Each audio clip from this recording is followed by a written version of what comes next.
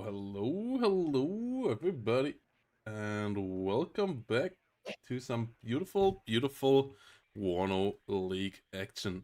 And we gotta go back here into Division 1, and we have two of our favorite players, don't we, here? Claret?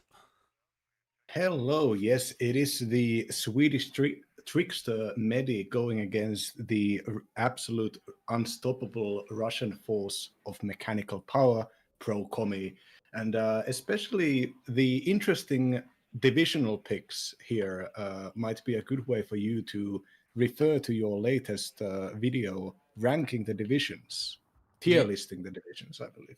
yeah, tier listing the divisions, talking about how WARNO never has been more balanced, but both of these divisions didn't quite make it there to the top ranks. They made it into the mid-tier section, usually being referred to as like the good counter picks and or the really solid workhorses that don't excel in anything. These two here play divisions that usually are better as counter picks, and it's a bit of a surprise that one of these divisions got picked first, as both of them are rather light and have some weaknesses inside, but also some strong strengths. Both have good forward deployment, and I think TKS is a good counter pick here versus the 11th Para that doesn't quite have the late game follow up, whilst not being much stronger in the opener than TKS. Yeah, TKS being less of like a traditional reservist division and more of just a hodgepodge of different traits. Some of those traits being very aggressive, such as the AMX-10 RC recon cars and the forward deployment AA guns, the bunch of cheap helicopters. And some of those traits are then about just like the traditional reserve division stuff, like a large amounts of infantry, artillery, ability to mass air, and to do decent long-range air defense, but with, of course, very much lacking tank tab. But they don't really excel on that stuff. You send the patterns going against the patterns of the 35th US. You have the infantry try to outperform the 157th Soviet division. That's just not going to go that well. But as a counter to the very extremely straightforward 11E, the French infantry division, there's really just like very few things that you can't do against them as TKS, and I think the infantry grind fights might be that thing. And we're seeing like Pro Kommy finding out some interesting unit combinations here with the Jaeger coming in on the Milan 1 transport. Interesting. Don't see that. Nice little TKS flair here. Kind of slowly ordering in the infantry versus infantry squads. It's a nice defensive force. This form of a Jaeger, of course, does not have an AT weapon, and the investment into the Green Beret and the VLRA and the AMX-10 is pretty traditional. But so far, we're seeing these units deploy pretty conservatively. Even the Green Beret on the middle and the on north in Alpha, all of them deploying kind of to maybe catch off guard an enemy infantry rush. Most likely, Pro Kommy wanting to play this into the mid game, wanting as little to happen as possible in the early game until all of the actual scaling stuff, such as the heavy howitzers, are going to be in place. Yeah, we have Meddi here coming in with ERC guys. They have good infantry as well, but few special forces with the French. You only have the Recon SAS as special forces, so the Fallschirmjäger B1 and Green Berets actually have a slight advantage in number even there. And you have the Paramarine, which are a great all-rounder. They have a fantastic anti-tank rocket launcher, but that is a bit overkill against anything that the TKS can bring around. And you have a sniper rifle and a medium machine gun, but they also cost 80 points, so they're not super cost efficient against something like Jaegers.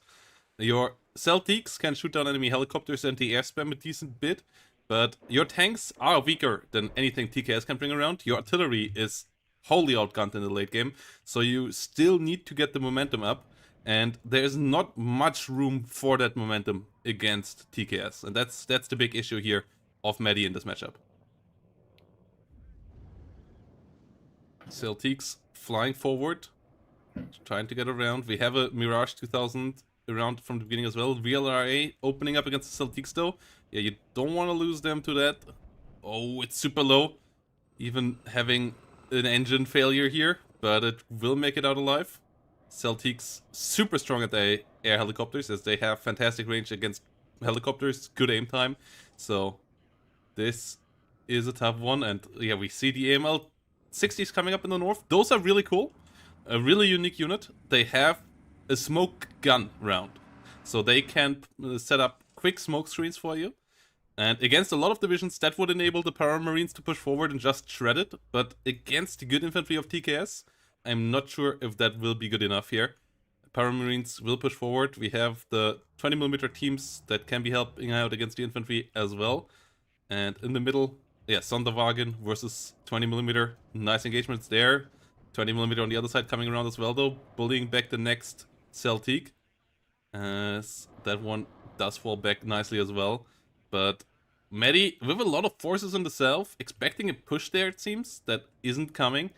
We'll have to figure that out and maybe do the attack towards Lima, because, as I said, you have to be aggressive at some point, otherwise Pro Kommy, known for good artillery play, will bring around the M110s, will bring around the 155mm howitzer, which already is on the way, and just bombard you into smithereens. Yeah, both players are buying their tank tabs here with the Sagais and Kanonjagdpanzers, respectively, and these units are going basically into the front line that these players both want to have.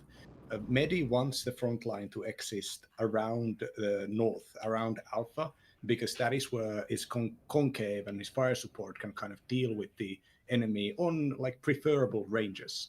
And whereas Pro Kommy wants to have the units hold mid, because currently and also in the future, Pro Kommy's tank tab is going to have the superiority of firepower around the middle. And the Pro Kommy we've seen before really likes doing this long front line around the mid. There is the area where the VLRA in Milan is, and the building right next to it are excellent places for good recon infantry. And having those units there and allowing them to spot for the artillery and the vehicles is basically with that front line this wide. That's basically just a method of trading upwards eternally, forcing your enemy to constantly keep this front line up. But that's going to necessitate defending against a breakthrough up north, because if the northern zone gets done, then it's going to be so much more difficult for Pro Kommy to actually tick in this game, and also will allow the enemy to just push with these very, very close range engagements, which is of course what the only thing that they really can reliably do 11E. Yeah, ML60s did a lot of fire support there from the north. The 60mm gun has a good amount of HE damage with a good rate of fire, but the Milan 2 there and Milan 1s are starting to stop them now. Starting to get some good hits. The Mirage 2000s only staying up top. Jaguar AT being brought in. That's a pretty big investment here. Trying to stop the AMX-10 RCs in the middle that outclass the AML-90s that you, or ARC Sagais that you get here as the French. And yeah, they come around now, but they don't one-shot the AMX-10 RCs. Finally get the hit there with the second one, get a kill. A lot of ATGMs flying towards them, but good micro effort by Meddi, getting one of them killed. Losing a Sagai though. Sagai now at 90 points. Isn't a decent price point, but not the best matchup for them against their bigger brother, against the AMX-10 RC here. And Milan 1s one-shotting them, obviously, is pretty unfortunate as well, as the Milan 1s are really cheap and affordable here for the TKS as well. Really, it's an uphill battle here for Meddi. Meddi doing the best so far in trades, but falling behind in area on the map already, and the Mirage 2000 getting the Jaguar here is a big loss as well. Yeah, the Mirage 2000 taking out the main vehicle killer here, and the fact that Meddi has reinvested into Sagais, putting good money after bad, maybe. Of course, you don't want to, you just really don't want to allow Pro Kommy to hold these positions and hold this fire support advantage. You can already see the AMX-10 RC just doing free damage on max range. You have to challenge that somehow, but without actually like an existing long-range AT network, which would then once again be countered by the existing 155mm howitzers, the Meddi can only really go toe to toe against the kind of very light but very like mobile mech blob of Pro Kommy. And it's getting the Sagais out there on 90 points each can just, yeah, another Sagai getting bought down south, maybe kind of signaling intentions to start pushing. But yeah, I just have a feeling that Pro Kommy is going to manufacture the engagements where there's going to be long range tank fights, and every single one of them is going to go at least slightly more worse for Meddi. Yes, no M48s on the battlefield, but those do decently against the Sagais as well when they can see them, and you get a good amount of recon around here. The PMBs being used here a lot by Meddi. I like that. Meddi, one of the few people I have seen making mortars really work as damage dealers lately. I have been on the receiving end of that in the rank pool as well. One of my few losses with the Belgians has been against, and out of all divisions, a TKS played by Meddi, where he also used the mortars a lot against me. But yeah, he is now on the receiving end of TKS, and he needs to find a way of either finding a way to break through in the south or find some good trades here in the north, and both of that won't be easy. This is a pretty narrow map. This is not the favorite Meddi map where he can use his real line shenanigans, where he can make the game wide and annoying. This is a narrow frontline map. This is more of a Pro Kommy standard classic map where he can bring his really good mechanical skills to shine, and Pro Kommy is now pushing his advantage here, and Meddi will have to hold on with the forces he has. Otherwise, if he loses the northern point here, this game is close to a full collapse.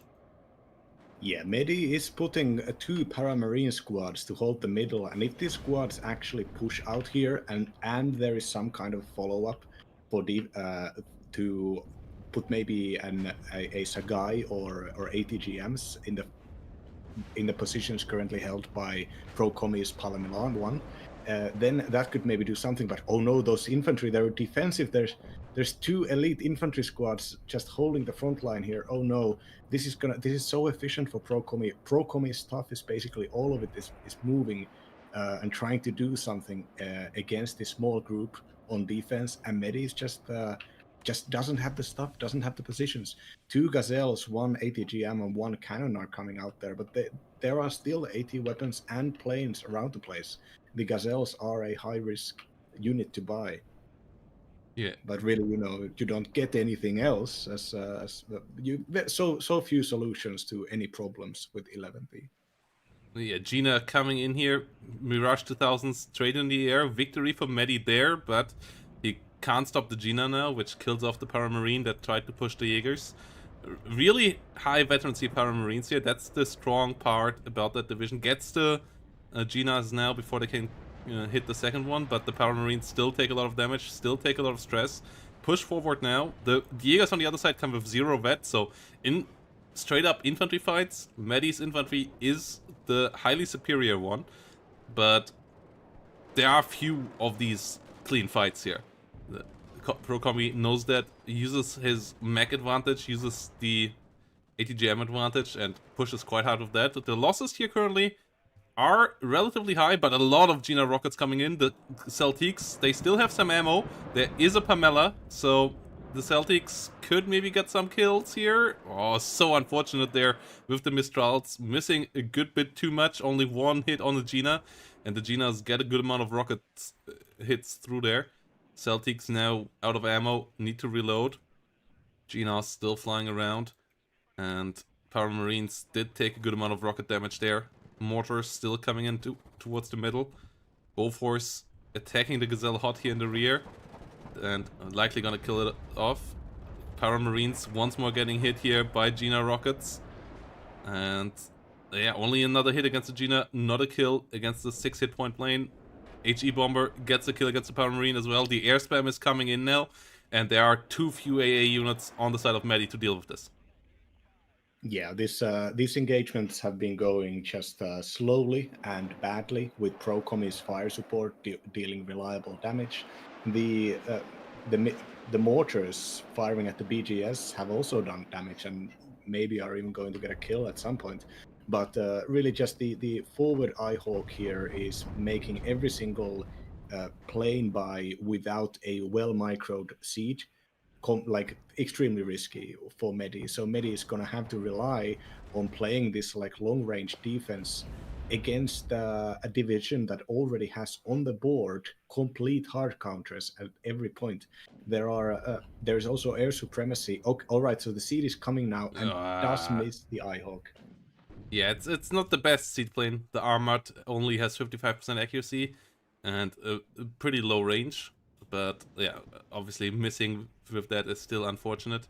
We see Sapur Para going down in the south, trying to get into the middle there. That push of Meddi is stopped for now as well. The rocket planes there helping out a lot, stopping the Paramarines. And Paramarines, you get 3 cards of them, and they are good availability for 3-vet.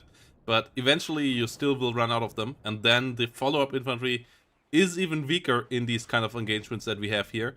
And that is a big problem, because Meddi already isn't doing so hot with them, and any follow-up will be doing even worse here, most likely. And yeah, we're gonna see where this goes.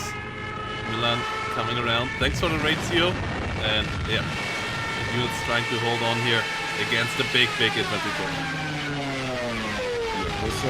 In the YouTube chat, there is commentary that Meddi lost this right in the opener, and I would argue so. Yes, that's very easy to do with 11E, is to lose things in the opener. And I think the map just doesn't really fit with the, like, if you're going to do this, if you're going to play 11E here, you need to go all in on at least 2 points. Like the all in the starting moment is when the iron is like to the hot enough to strike. And right now we're seeing this very typical for airborne divisions in general on all levels, just not getting anything done in the opener, just maybe not having the idea, maybe being afraid of something that didn't come, and the opposing player just being able to, people will say spam units, but no, this is not spam. There's obviously like tactic and ideas going here behind what Kommy is doing, but just imposing numbers, just getting so much stuff and getting it constantly, not floating units too much, which means that the pressure can be kept up. If Meddi is trading down, it's completely okay for Kommy to be losing units. There are like so many units here that are kind of designed to be traded away, like Sikarungs and the standard Jaegers.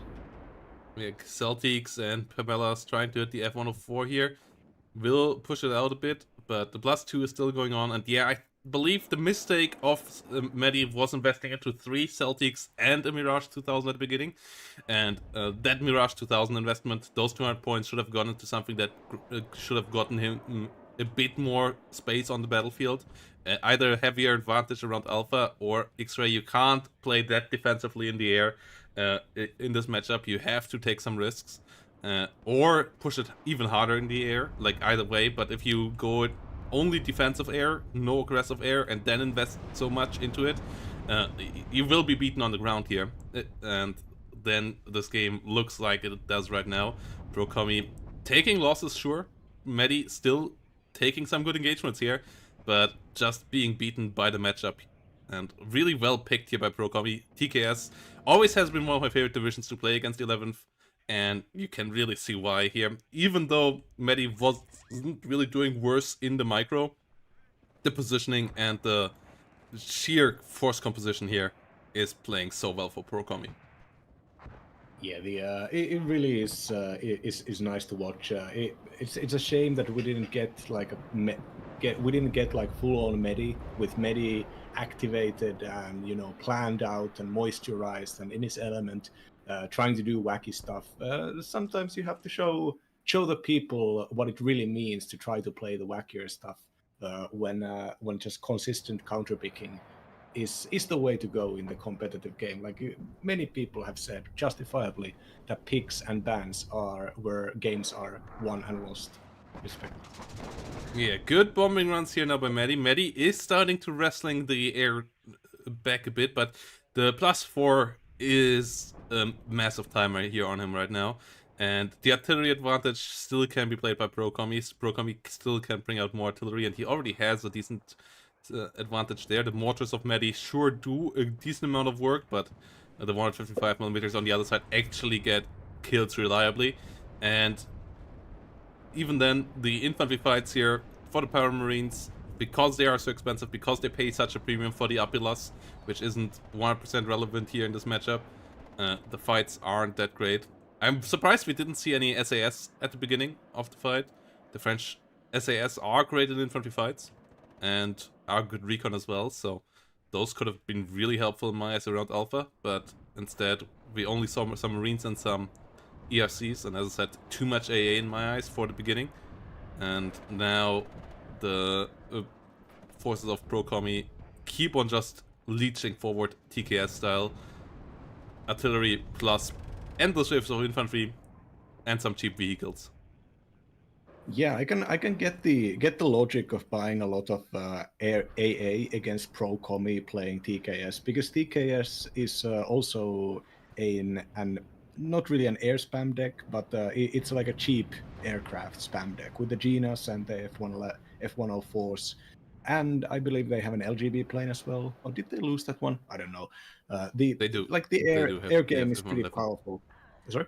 They have the F111, yes. Okay, yeah, okay, and I think it's like completely valid to assume that in the same way Pro Kommy plays with like MiG-21 bombers, that there would be a bunch of early air investments into countering a presumed infantry attack from Meddi, but Pro Kommy's deployments, the conservative deployments, kind of just gave them enough ground game to prepare for a counterattack, maybe saving the points for planes, maybe not, and the early air opener just did not come. The recon helicopter, Genas, and some AMX-10s, and yeah, you can absolutely do rushes with TKS, but you just don't have to. Not on this map, at least.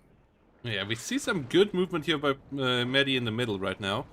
Is getting decent leverage there. The iHawk still being all alive on the other side is annoying. Roland 3 is now coming around as well, so Meddi likely not going to be able to wrestle his air advantage much further, but gets rid of the Kanoniak Panzer. The push from the south fails again, though.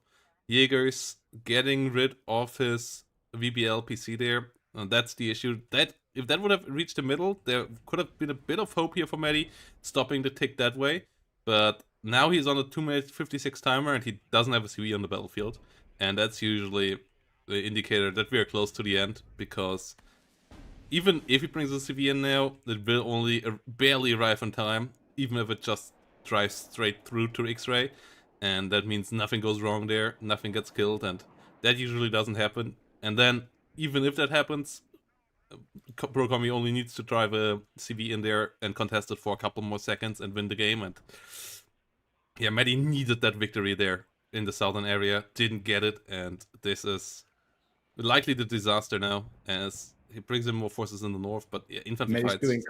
Meddi's doing counter battery with the mortars. That's a classic Meddi thing to do.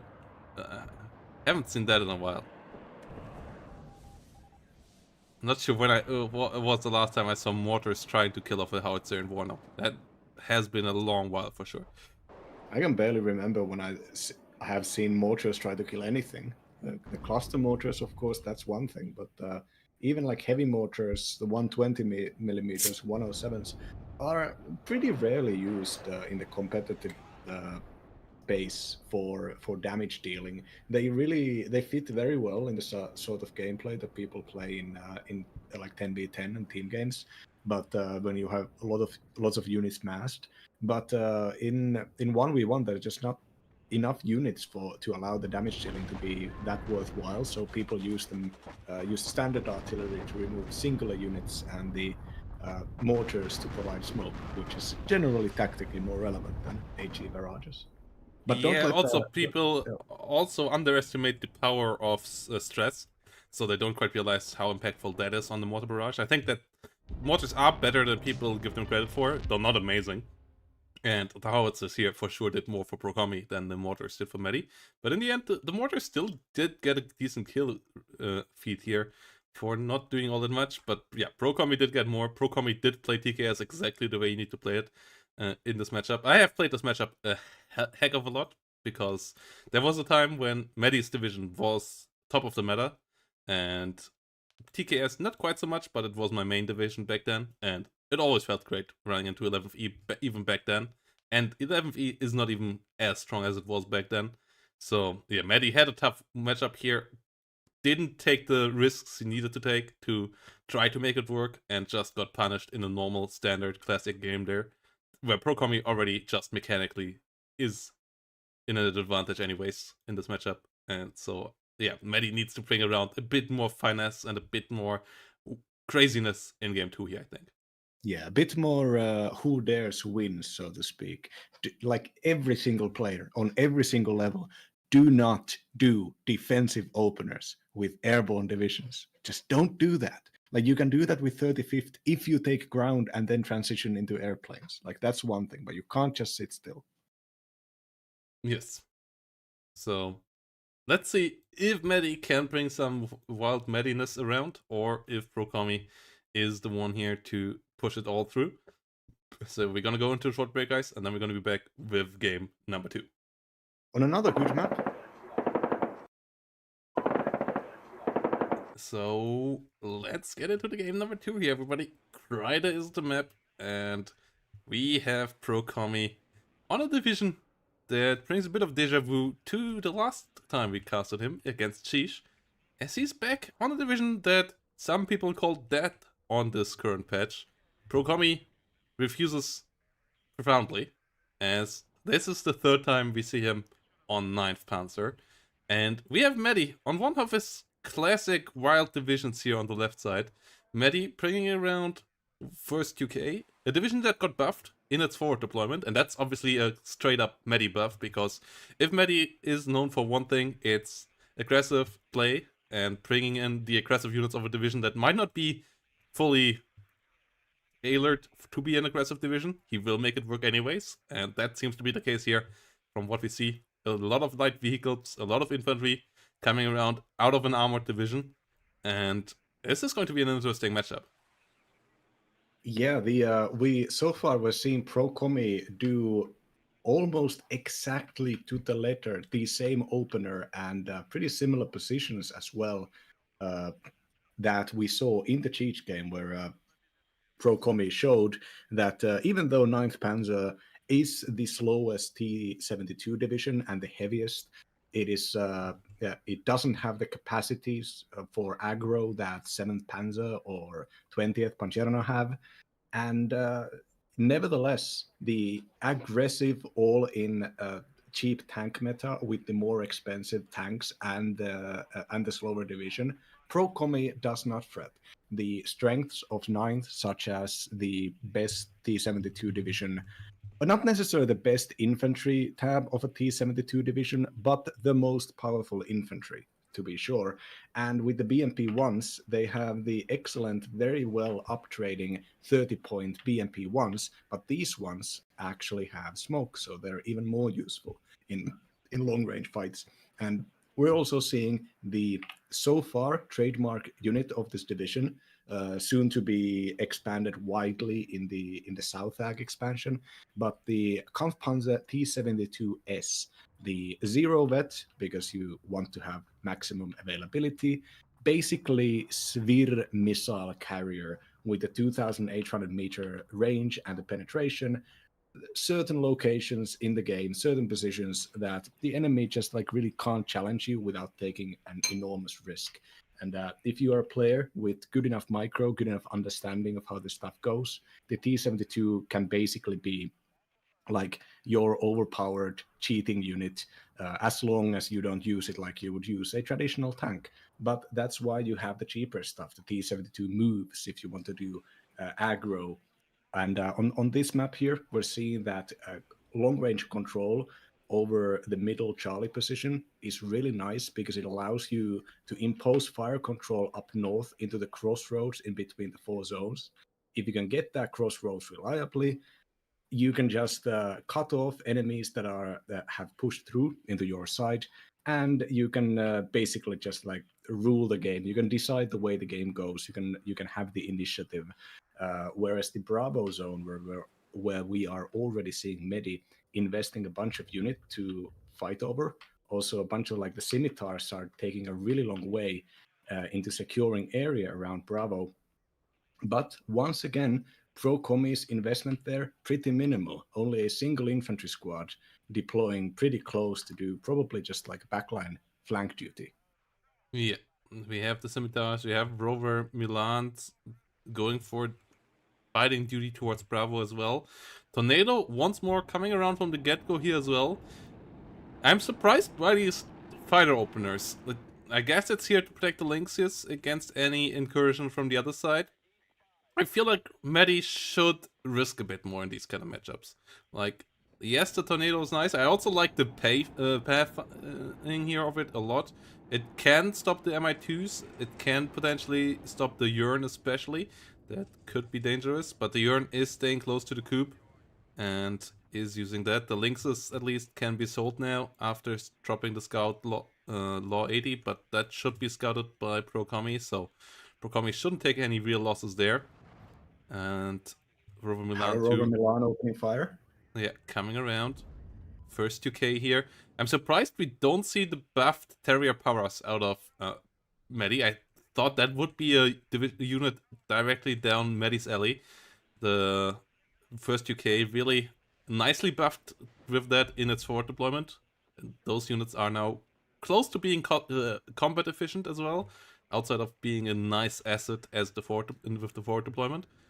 But no, it's only the Scout Law 80s here that will find their first victim with the Malutka P here, most likely. First shot misses, but the Law 80 is a really accurate weapon, gets the second shot kill there. So, yeah, Meddi getting some decent terrain here, but once more, not as much aggressive space on the map as I would have expected out of him. Su-22 rocket comes around as soon as the Tornado does leave. Gets pushed out by the Javelins, but gets the Rover first, and that means the middle here will fall to Pro Kommy in the next couple of minutes. And yeah, first 2k here. Meddi, I think the reason why the Terrier Para are not really fit here is because Meddi probably does want to fight all of the fights with the support of the chieftains and all of the TOW and Milan missiles, such as the Hell Arms and the Spartans MCT, the Para Rover Milan. This I doubt that Meddi really wanted to do like early infantry fighting, knowing that their opponent was going to have a bunch of mech on the board. So this is where the Scouts Law 80s kind of and the SAS patrols, they can kind of do the duty. And here we can see a seed plane, Tornado GR, coming out, destroying a Shilka and destroying an Mi2, but getting tagged by the Coob. Coob currently out of ammunition. There is no supply for it. Needs to be bought. Now, if Meddi recognizes this, there could be maybe a follow-up of another airplane, but it is unlikely for the moment.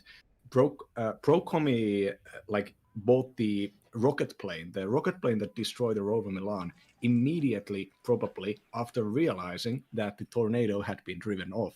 That is the weakness of buying early fighters. Sometimes you see people open with 2 fighters, and if you fly those fighters in trying to gain air supremacy against enemy recon helicopters, you're going to reveal them to the enemy. Oh, and the track rapier getting taken out by the rocket as I spoke. Track rapiers do not have radar optics, so they take a longer time to lock on to enemies. The buying the expensive fighter and then flying around and retreating it after it receives Coop fire is basically telling your opponent, here, this is the moment when you can get the best results out of your early assault aircraft or helicopters. Yeah, Mutchison with 2 vet also now fighting Rifles in the south. Rifles keeping on moving, that's a mistake as well, so their combat efficiency there was heavily reduced. Assault Pioneers now trying to get close, trying to push in there. The British infantry at least still being decently efficient on the move, but the accuracy still drops a lot, so you usually want to have your infantry stationary when fighting, unless you want to get in charge of some Tetral charges or some other kind of CQC weapon. The SAS patrol now fighting against Mutchison in the forest, pushing closer as well. They have MP5s they with good motion accuracy, but the sniper rifle can't fire right now, and that would be really helpful here as well, as the sniper rifle can stress down, though they get in satchel charges range. That's good enough as well, stunning down the enemy here. The sniper rifle will get involved now again too. So the Motschützen should be pushed back there by the special forces. Mi2 Urn comes around though, and that will help out nicely against all the infantry of Meddi. And yeah, Meddi not really having the combined arms I expected here. Brings a lot of Gazelle rockets now around. There is no AA there on the other side yet. The Tornado not being aggressive enough either. I feel like Meddi is respecting his opponent too much here and not playing the classic Meddi madness, even though that's exactly what Kommy wants to play here. This, like, Kommy expects a bit of bad combined arms out of Meddi and just plays his classic combined arms, and Meddi is playing off meta in his setup and then doesn't push it into wildness though, and I'm not sure how he wants to win that way. Like, currently he is just playing weird, but not in a surprising way, just in a rather bad way, and not quite the Meddi style that we used to see. Yeah, I think Meddi might be trying to go legit here, which is a big debuff for him currently. The helicopter bias, the Gazelle rockets in the middle here, and the Hell Arm were especially kind of panicky from my part. I don't really see what we've seen a lot of players, Meddi included, micro the Gazelles amazingly. Kommy is one of these people, and Scoof also, who just keep their cheap Gazelle rockets constantly refueled and use them very effectively. But now they seem to be just sitting there pretty close to Eagler range. It's clear that Meddi's attention and Meddi's plans are set around the middle. The armored rifles getting into a bad engagement and having to revive, that there being no attacking infantry currently. So the upleaks and the chieftains are going to have to get closer. Kommy obviously moving their forces a little bit further into the forest so that they can maybe get a good close range hit against some of the tanks. The attack has been signaled by Meddi here. Kommy knows about this, and looking at the commands, Kommy has a large growing mech force, including these vetted up T-72 Move 2s, just taking out a Milan 2, probably not knowing that that is the only ground anti-tank missile currently for the whole middle. So is Meddi going to stop the northern attack and try to stop this? I don't know, but currently, like, Kommy's reinforcements and the helicopters are moving to stop this attack, and Meddi is just kind of standing still and buying a Challenger Mark III for the middle for defensive tasks. This is there is so little initiative in Meddi right now, and initiative really is what keeps a player like Meddi going. Yeah, he has a +1 taking for him, so at least he starts to get a bit of points here, but +1, only 40 points per minute. That's not a fast tick. That's not a game ender. As you can see, the game would end after the timer runs out if it stays at a +1 here. So Meddi has to get some more done. The Scimitar now pushing into positions, only getting a UVATS here and revealing itself for that though. No kills on cubes or so. Like, I would have expected a bit more of a daring rate out of the Scimitars from the flank as well. If they would have gotten 2 cubes or so, enabled air spam, that could have been big. Usually, yeah, and as per usual, we have a up-vetted cube here out of Kommy. It's a vet 2 cube, so that's a really inefficient card. He has a second card of cube at 0 vet, but means the number is still relatively limited. If you kill off Kommy's AA early on, chances are he can run out of AA and be open for the air spam, because he plays a lot with upvetted AA. Like, his OSAs, his cubes usually come at a pretty high veterancy level, and that means if you can get the kill there, you could enable something, but Meddi not really pushing for that, loses the Scimitar, and isn't really gaining much momentum here anywhere on the map right now. Javelins getting involved against Mi2s, Tornadoes against MiG-23s, getting unfortunate there. It's the better fighter on paper, but it got hit first here, and the Javelins not really able to help out much either. Get a hit now against the MiG-23, get a second one, but no kill. And that means another good advantage here for Kommy. S-22 comes in. The tractor appear was on a move command. Don't move your anti-air with move commands. Oh no, it could have maybe gotten the kill there earlier. At least it stopped the AT plane from pushing further. Now the infantry fight happening once again. This time the infantry is going to move in with some amount of tanks, but the chieftain is showing side armor for the Motorschützen, immediately taking out a big hit on the side. The chieftains being very slow and not maneuverable at all, and also not having good armor, do actually have pretty nice HE damage with two light machine guns and one bigger gun than usual. But they get hampered by their slow rate of fire and their slow speed. The aggressive units exist. There are scimitars, there are gazelles, there are SAS patrols and all of these guys. But so and they could be powerful enough to fight off a simple like Motorschützen group, but any kind of attack against Pro Kommy on this area needs to be done quickly because he has so many resources and obviously a deck deep enough to fund the reinforcements. Now Pro Kommy is sending in a very thin attack on Bravo, sending in the infantry slowly, and also moving the tank southwest to try to impose fire control on the southern side of Bravo. Very telling that Pro Kommy is pushing the area with arguably the most of Meddi's troops, and like Pro Kommy knows this, that there is a lot of investment around the place. Yeah, Meddi comes around with mortars again, moves Gazelle rockets to the north as well.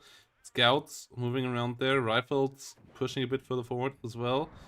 BMP 1P in the fight with Warrior. The Warrior Oblique with its 4-frontal armor gets the victory there. Armored rifles could have helped out as well. Chieftain Mark 9 goes down in the north though. BMP 1 there being annoying. Rover Milan getting involved should at least get the BMP. But the Modschützen and Mod Aufklärer are pretty good as well. Their RPG can be quite deadly. Will kill the Warrior Oblique one shot as well if it hits. So Modschützen getting stunned there is really important here for the Warrior Oblique as well.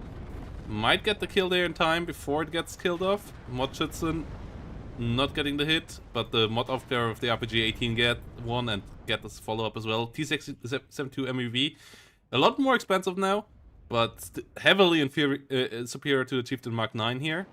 And that is a big issue, because Meddi only has those around here in the north. Only no challenger in the north, which could take an equal fight there. Seedplane coming around, but MiG-23 and Su-22 on its heel already as well. Meddi not microing the air all that hot in this game either. One of Meddi's usual strengths here, getting completely outplayed as well in this matchup. Su-22 and MiG-23 getting another kill. Tornado AA comes around. Really unfortunate with the missiles there. Meddi's luck not really coming in there in the AA battles. Gets a MiG-23, but loses the Tornado to the Coups. Yeah, this is a bit of a disaster here for Meddi right now. Yeah, it is just kind of a slower replay of the earlier game. Now with the reinforcement assault pioneers actually getting caught out in transports. Pro Kommy was given the opener once again. Pro Kommy got the positions that he was looking for and got the time to prepare the attacks that it was looking for. And at every time, Meddi has been playing a little bit too reactive.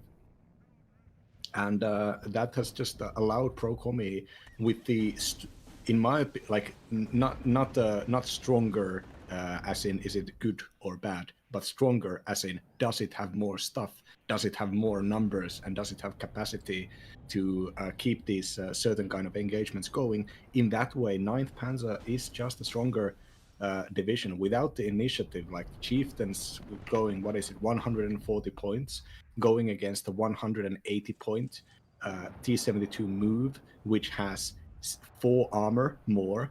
And like this is the units here just cannot carry this. And the SAS patrols, the power rover Milans, the aircraft, the helicopters, they give, and on this map we have a lot more space to go around, even with like a bunch of scimitars. I think if Meddi was not intimidated by playing against Pro Kommy, there, I think there's stuff you can do. I've done some stuff. I've done echo rushes on this map sometimes, and they seem to work. Yeah, I'm really surprised on how classic and how defensive Meddi plays this matchup. His Challenger Mark III, for example, hasn't been involved all game. I'm first of all surprised that he brought this Challenger Mark III at the time he did it. And then, yeah, his airplay was all defensive, and then even didn't work there. He didn't kill a single Su-22 yet. He lost against the MiG-23s. Like, if you play air like that, you at least need to win it. Then he brought seed and cluster bombers, lost both of those, fumbling around with them, not coming in stacks to try to kill the coops, not really bringing in the seed plane in a good manner. Like, it feels like he is trying to reinvent the wheel in a matchup against Pro Kommy because he's too worried about his normal playstyle not working, but instead just plays way worse than a normal Meddi VC. Tornado Cluster coming around now, getting shut down again. Might at least get a kill against one T-72 here. No, failed to kill either. And yeah, those trades just get worse and worse. SU-22 here will survive in the south. The northern situation, Meddi has a couple of units around, but the MI2 recon helicopters can't spot all of that. So yes, the Sultan will get in and reduce the tick here a bit, but that won't change much of this. And Meddi is running out of force quickly here and is not getting any trades. Like, you can play first UK for the late game. We have seen that division play the late game as well. It's not second UK, it's first UK. It has deep tank decks, but that's not Meddi's playstyle. That's not how Meddi even built the stack that we see here. Like, he built scimitars, he built Law 80 recon, and that comes in recon helicopters to get early positions, but then he just doesn't play around it. Yeah, we're seeing now once again the mortars suppressing, this time the coops, not really managing to do that, not even against the zero vet coop here, but at least forcing a little bit of micro out of Pro Kommy. Maybe if that micro is move commands, then the coops will become completely useless, but it wasn't, and the Jaguar HE2 gets taken out. Yes, the plane losses here are the real deal. Like, it feels like Meddi tried to get an air victory in this game, but then just completely fumbled the air micro. He always is a bit hit or miss on his air micro. Like, we have seen him trying to air spam in a lot of games in the past, and sometimes it really feels crisp, and sometimes it really feels off. He's not a Fortitude fence that is always on point with the air micro. Like, that's not quite Meddi's playstyle. But yeah, Pro Kommy, on the other hand, played his SU-22s perfectly. And that's what you have to bring against Pro Kommy. Like, obviously, Meddi's playstyle here would still have beaten 95% of players at least out there.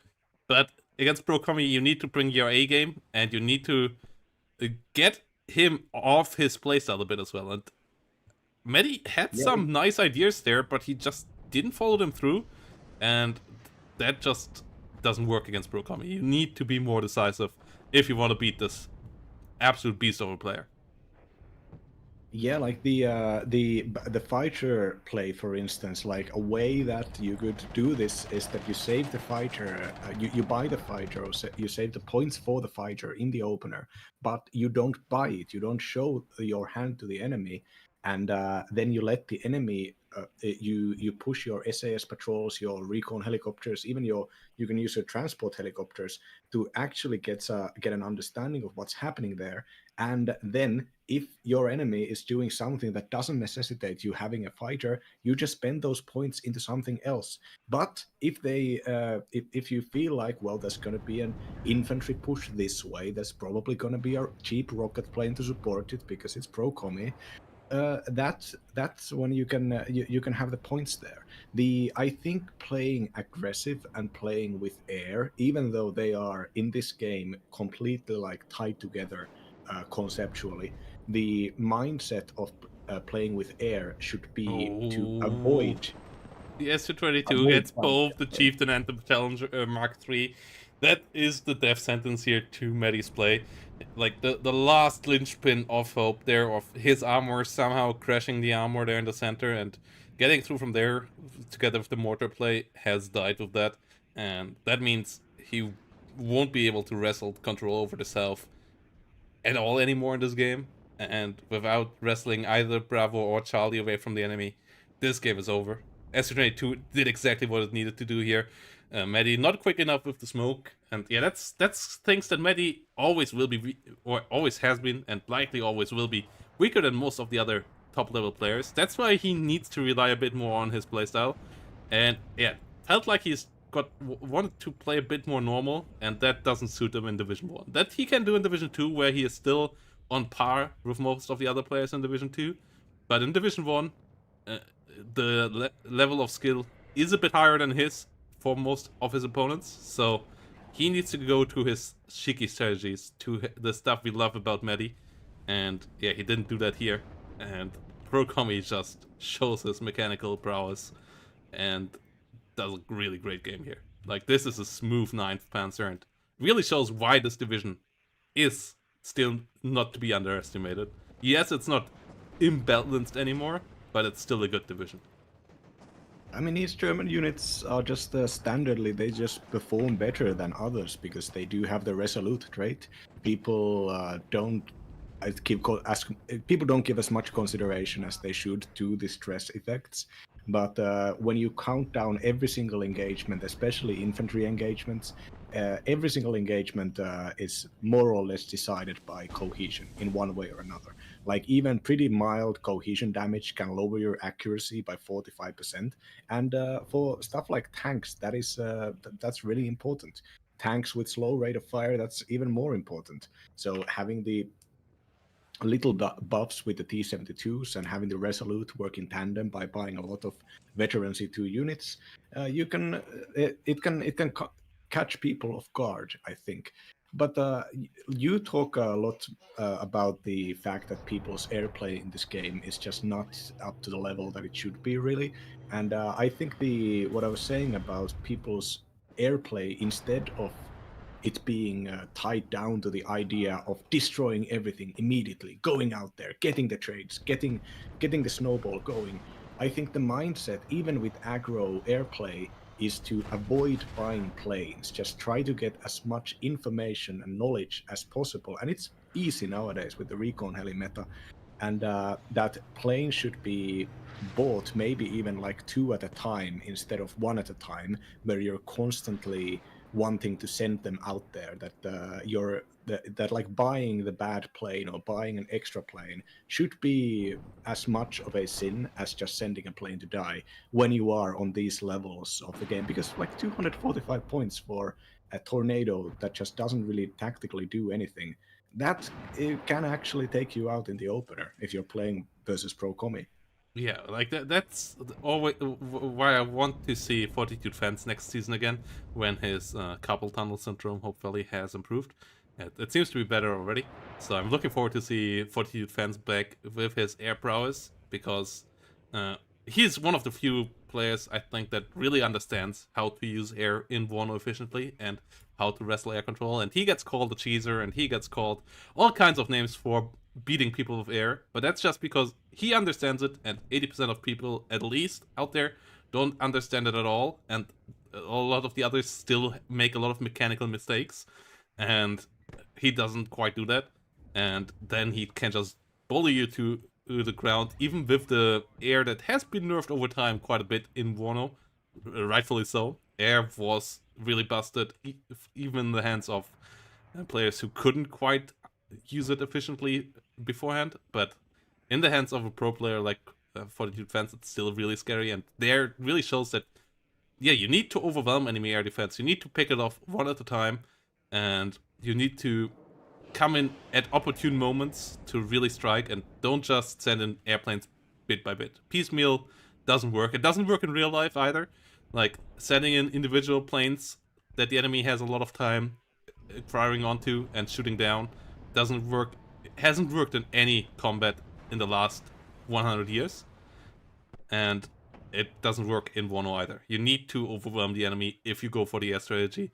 Otherwise, you can use air a bit defensively with individual units. And Meddi here is still doing Meddi things at Foxtrot here. I love him for it. I love that this guy always tries to find a way to weasel his way to victory. I don't believe it will be enough here, but he is trying hard, and Yeah. really shows you that there's always a path to find a way around. Like, obviously in this game it doesn't help, but people should learn from Meddi a lot about movement around the enemy. Not always into the enemy, like his engagement taking on the front line is not always the best, but his movement around the enemy is one of the best in the game. And people can learn a lot from Meddi there. And yeah, that's Yep. People say that a map has empty space, and I answer to this is just utilize the space. The space is there to be used. It's not, it's your fault if that space is empty, you know. But regarding the single drip feed bomber strategy, I really must protest. I mean, after the 2010s, the drone warfare investments in the Obama administrations famously destroyed terrorism forever. Yeah, and One airstrike per just a couple of airstrikes per week, keeps the social fabric stable. yeah, even if F-117 couldn't do the single airplane one constantly in Serbia. So yeah, don't try it here in WARNO, where your planes aren't as well above the enemy's technology level as the Americans were above the Serbians. And Yeah, yeah, but also like the NATO plane airbase guards didn't realize that there were like a bunch of Serbian guys with radios next to the airport signaling when they were going to leave. But air warfare is quite complex, and when people complain about fortitude fence, I have complained about fortitude fence, and that is because playing against fortitude fence's very good airplay feels oppressive. But it's not oppressive by game design. It is oppressive by the fact that Fence has learned the like the order of operations, has learned to respect the knowledge and respect to that to play reactively against the stuff that you are going to buy. And it feels like there's always an answer because he's so careful about doing the air spam. It's not just blind spam. yeah, the kill feed here tells it all with the first unit of uh, Pro Kommy. Uh, SU-22 rocket is never supposed to shoot down your tornado seed. Like, if that happens, you are in hot waters. Seaplanes you only bring around if you actually wanna win the air war hard. And if that dies against a plane that has no business killing off enemy airplanes, then you know you made a big mistake somewhere, and that did cost Meddi here. That was Meddi's plan to victory here, and it fell flat. And ever since then, like Pro Kommy just pushed the ground advantage. Meddi was not having the force composition to really duel Pro Kommy there. Pro Kommy did few mistakes on the ground. Like Meddi still tried here, but if you are behind on the ground against the top level players, you won't get magically ahead. You need to find a way through there, and Meddi's attempt did fail, and that did get Pro Kommy through here. And that means Pro Kommy and Skific will move on to the playoffs. So we have the two expected players through to the playoffs, and I'm happy with that. I'm happy to see Pro Kommy back into the playoffs. I kind of wanted them upset here from Meddi or Cheesh, but Skific and Pro Kommy on paper are the better players, and it's good to see them in the playoffs. And that brings us to the next group, where we have Woeisme versus our lovely CX Civister, aka Jeremy. So let's move on over there. Yes. Here we go into our American group again. And these two guys are fighting for survival. CX Civister is down 0-4 in this group. So he only can overtake one other guy for not being demoted to Division 2 next season, and that is Woeisme. And Woe is down 0-2, being humbled by team and place. So if he wants to move on to the playoffs, he still has to play against uh, Ben Dover afterwards. So if he wants to move on, he needs to get a win here against Jeremy. And that means there is a good amount of stakes in this battle between two players who know each other well. And we have a good matchup as well. We, first of all, have a beautiful map of urban front lines, and those two divisions are hot as well, aren't they? Hell yeah, this is Woe is bringing out the fourth Polish mechanized infantry. Wait, no, actually, no, the 20th Pancerna, not the square division. So we're seeing the lighter, or arguably even the lightest T-72 division, the one with the cheapest and most available Spec Ops recon, with the Honker Rus, which is, of course, with its special forces trait, transports infantry at around 120 kph, which is faster than basically fastest units in basically every other division, with few exceptions. And Jeremy going around here with the 4 SAS opener, which is very heavy into into the Spec Ops. If you're going to buy 4 or more of them, this is gonna be the map. SAS are very powerful. They have a natural anti-helicopter ability, and they're also really worthwhile to keep around for the long game. So unlike some other units, buying a single SAS and sending it out there somewhere is completely valid, even in defensive duties. But the problem is that if you invest even in just 2 SAS and the enemy has some amount of combined arms around, if they can engage your Spec Ops on longer ranges, those are going to be very expensive 100-point units to lose. And the Honkerus, being a 35-point unit that has both the recon capacity and the weaponry to safely engage the SAS if the SAS put themselves in a bad position. So, Woeisme can micro around this.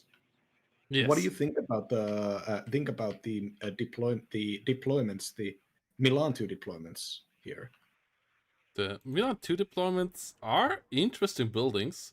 I'm looking forward to see where they actually end up to. The Rover Milan on the side can come in nicely as well, though it needs the Gazelle to actually spot stuff for it.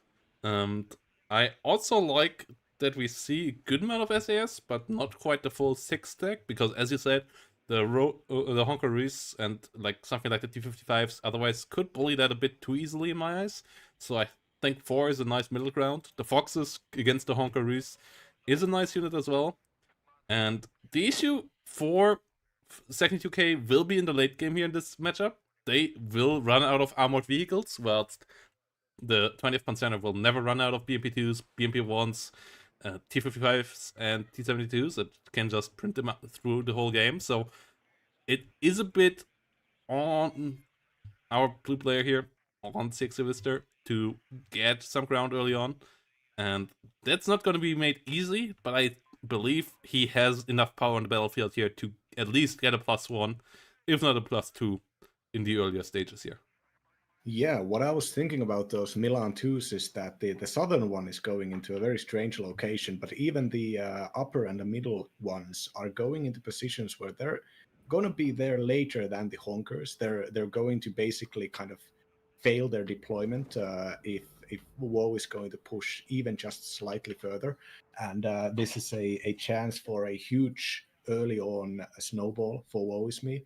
And with the follow-up of the T-55AS, which is the coffin launcher siege tank, the one with the ability to remove your expensive special forces units in like a second.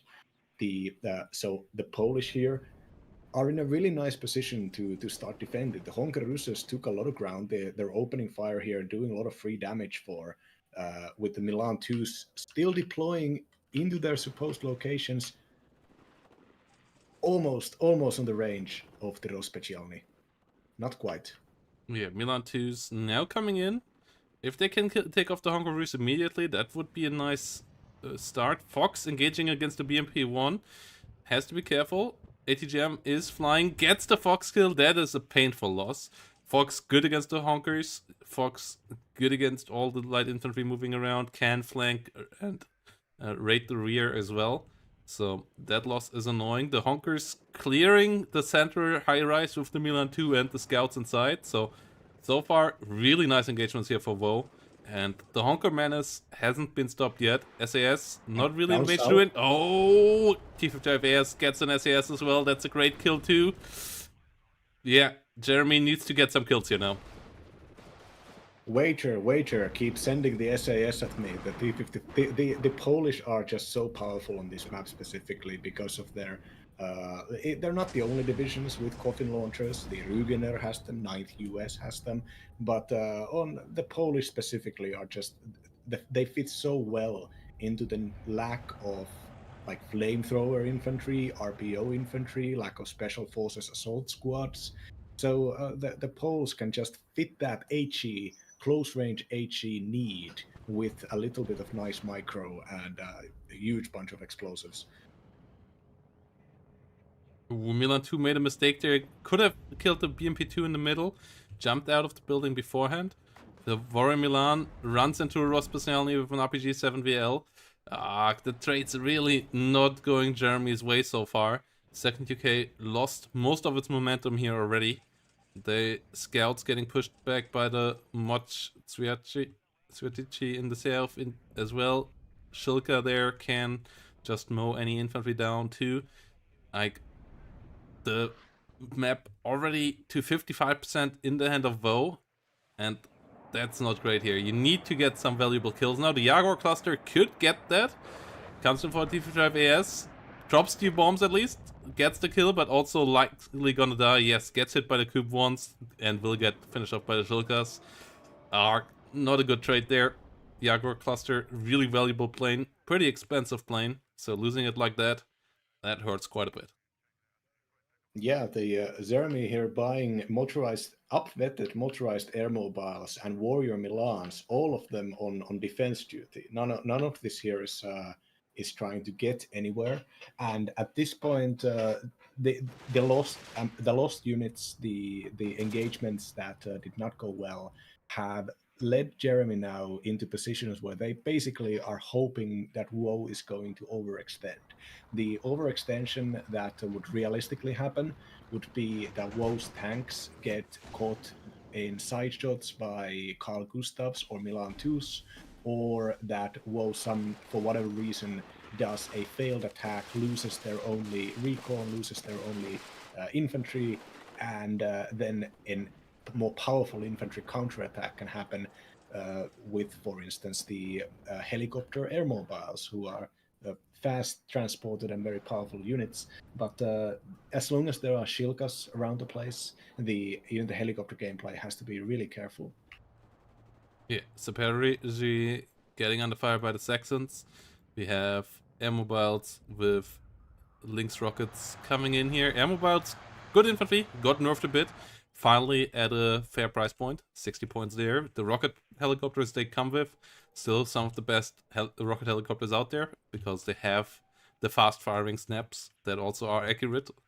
Bit of a mistake by Eugen, giving these guys airplane rocket pods instead of normal helicopter rocket pods, making them a good bit more efficient. And yeah, 155mm Bedford coming in as well now.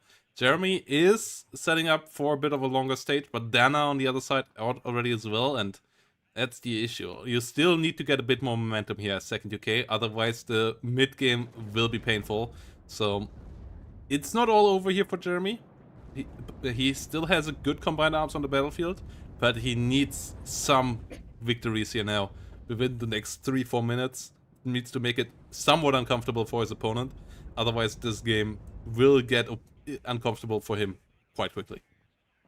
Yeah, the problem with playing mechanized or armored divisions on this map is that it's very difficult to quickly exploit on any good trades that you have made. Like the risk of sending vehicles blindly means that any kind of attack is always going to happen basically on walking speed, even if you've done a lot of damage, even if you have Dana out there.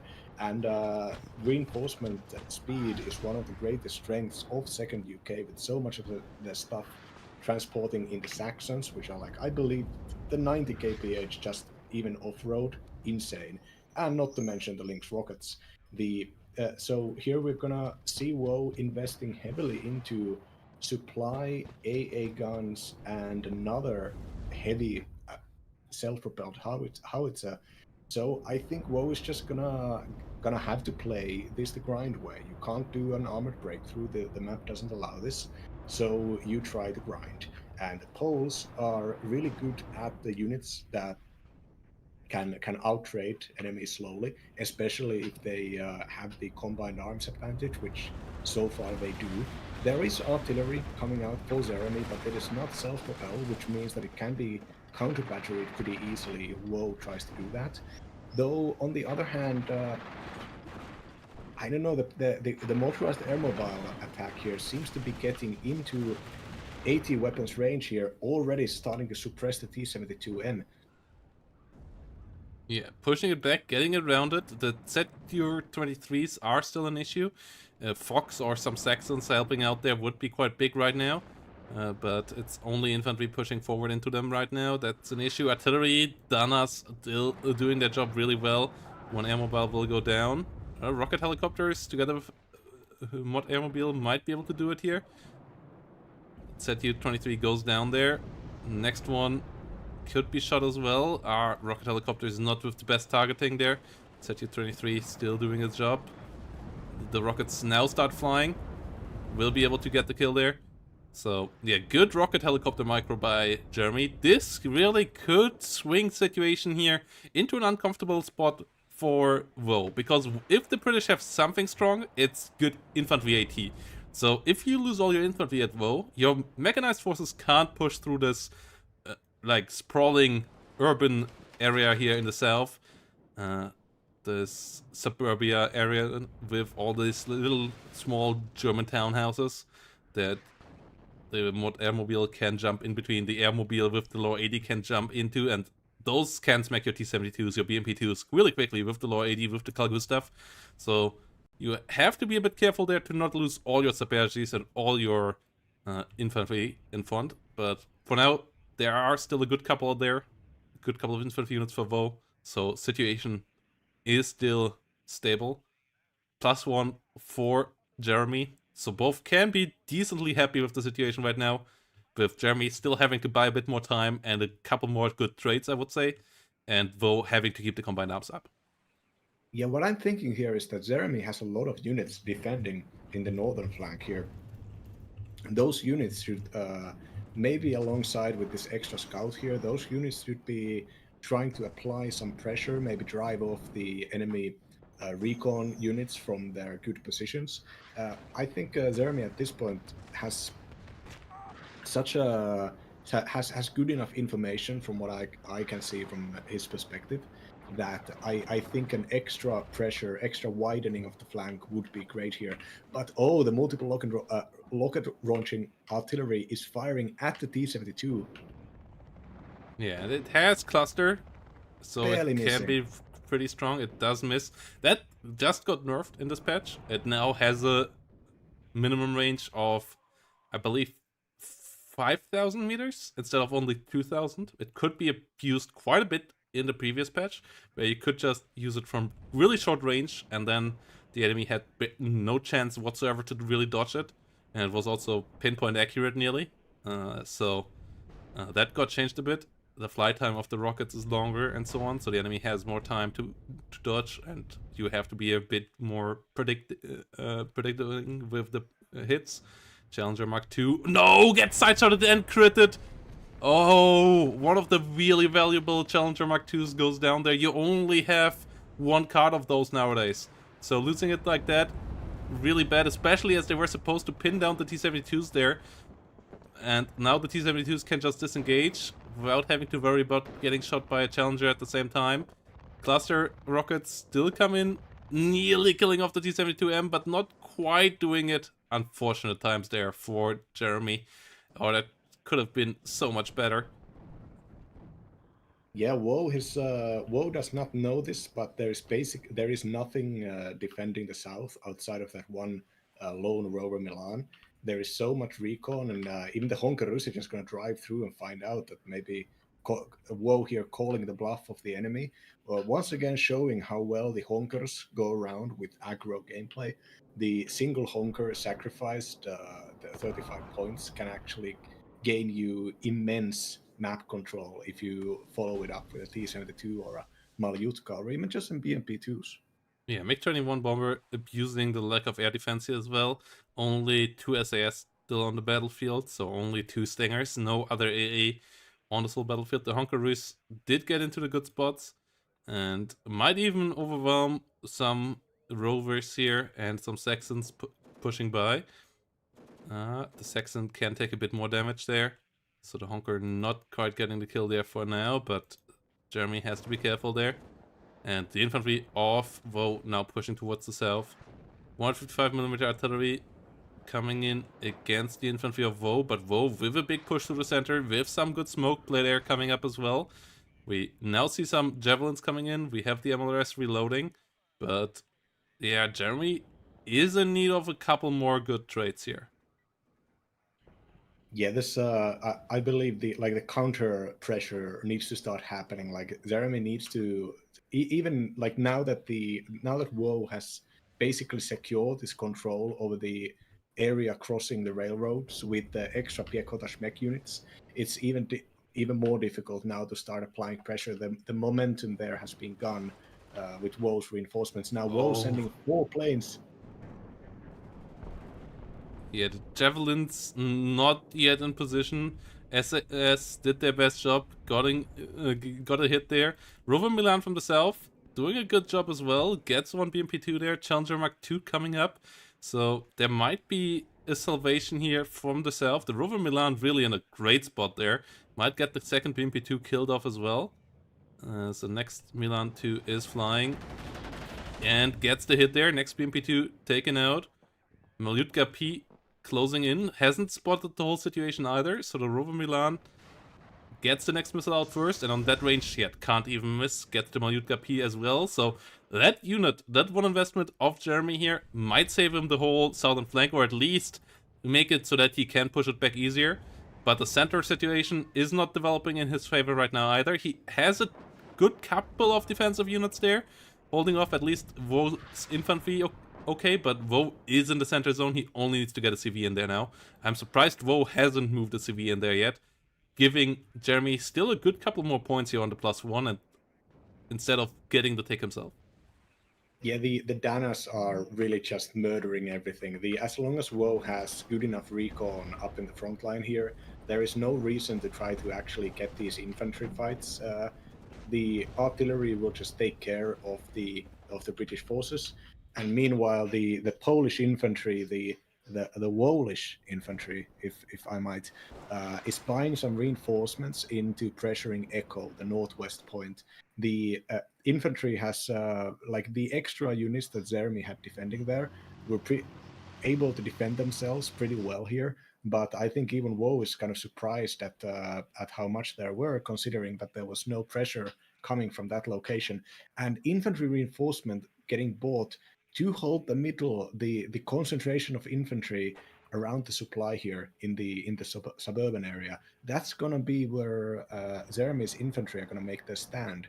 Maybe the MLRS and okay, so Rapier FSB ones, the good ones, are getting bought here to do air defense, and I think I think the rocket artillery here is the core. I think Jeremy wants to create a Schwerpunkt where all the tanks need to attack all at once so that the MLRS can trade up. I think that's kind of what I'm thinking here.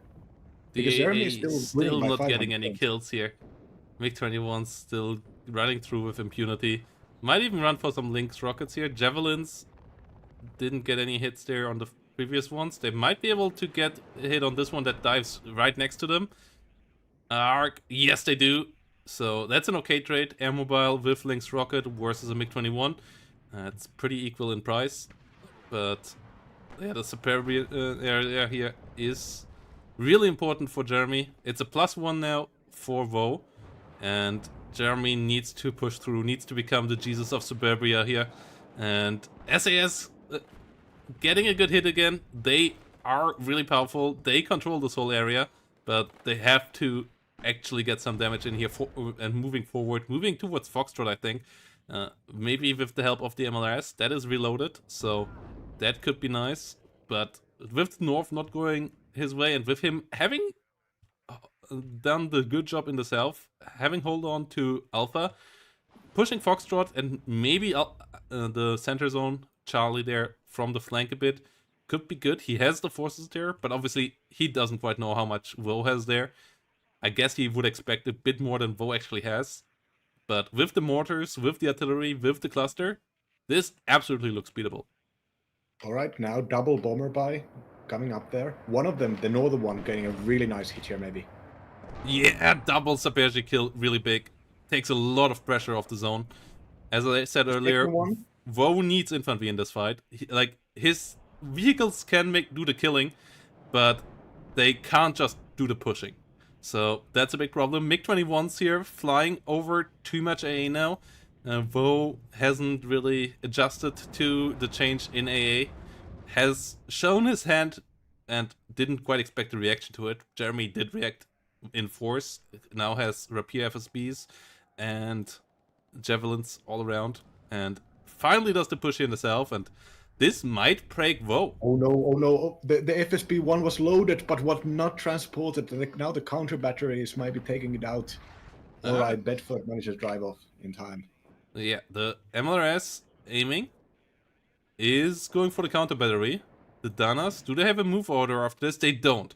Woe not set up for the counter battery. And now does the movement. Okay. Okay. The counter battery won't hit. Yeah, would have been uncharacteristic for Woe, but obviously on this map, you never quite know. It is a really heavy macro and micro focused map. You need to do both a lot, so your APM need to be up there. And sometimes you forget one little bit about it, and then you get punished for it. But Woe won't get hit by the MLRS. Planes trading above the train yard here. The Jaguar and the MiG-21 both going down, but that's a victory for Woe. MiG-21 much more replaceable. Armored rifles pushing in here through the south. And getting stuck now. The cluster not firing on the tanks there means that Jeremy can't just push through there. And at the same time, Woe's push in the north still coming. Yes, the bombers did reduce it, and the Pichota Smack here likely gonna die, so I don't think Woe can just move in yet, but he gets once more a good bit closer. Yeah, the Danas are already aiming at the motorized air mobiles, and by the time even a third Dana gun getting bought here, the Danas are really lethal on this map. The T-72 in the middle! It just drives through! What a wild ride! There is little to stop it there. Only rockets fired currently on it. They are able to stun it down, but it can kill the Rapiers, it can kill the 81mm mortar, just realizing the enemy has nothing there to stop a tank.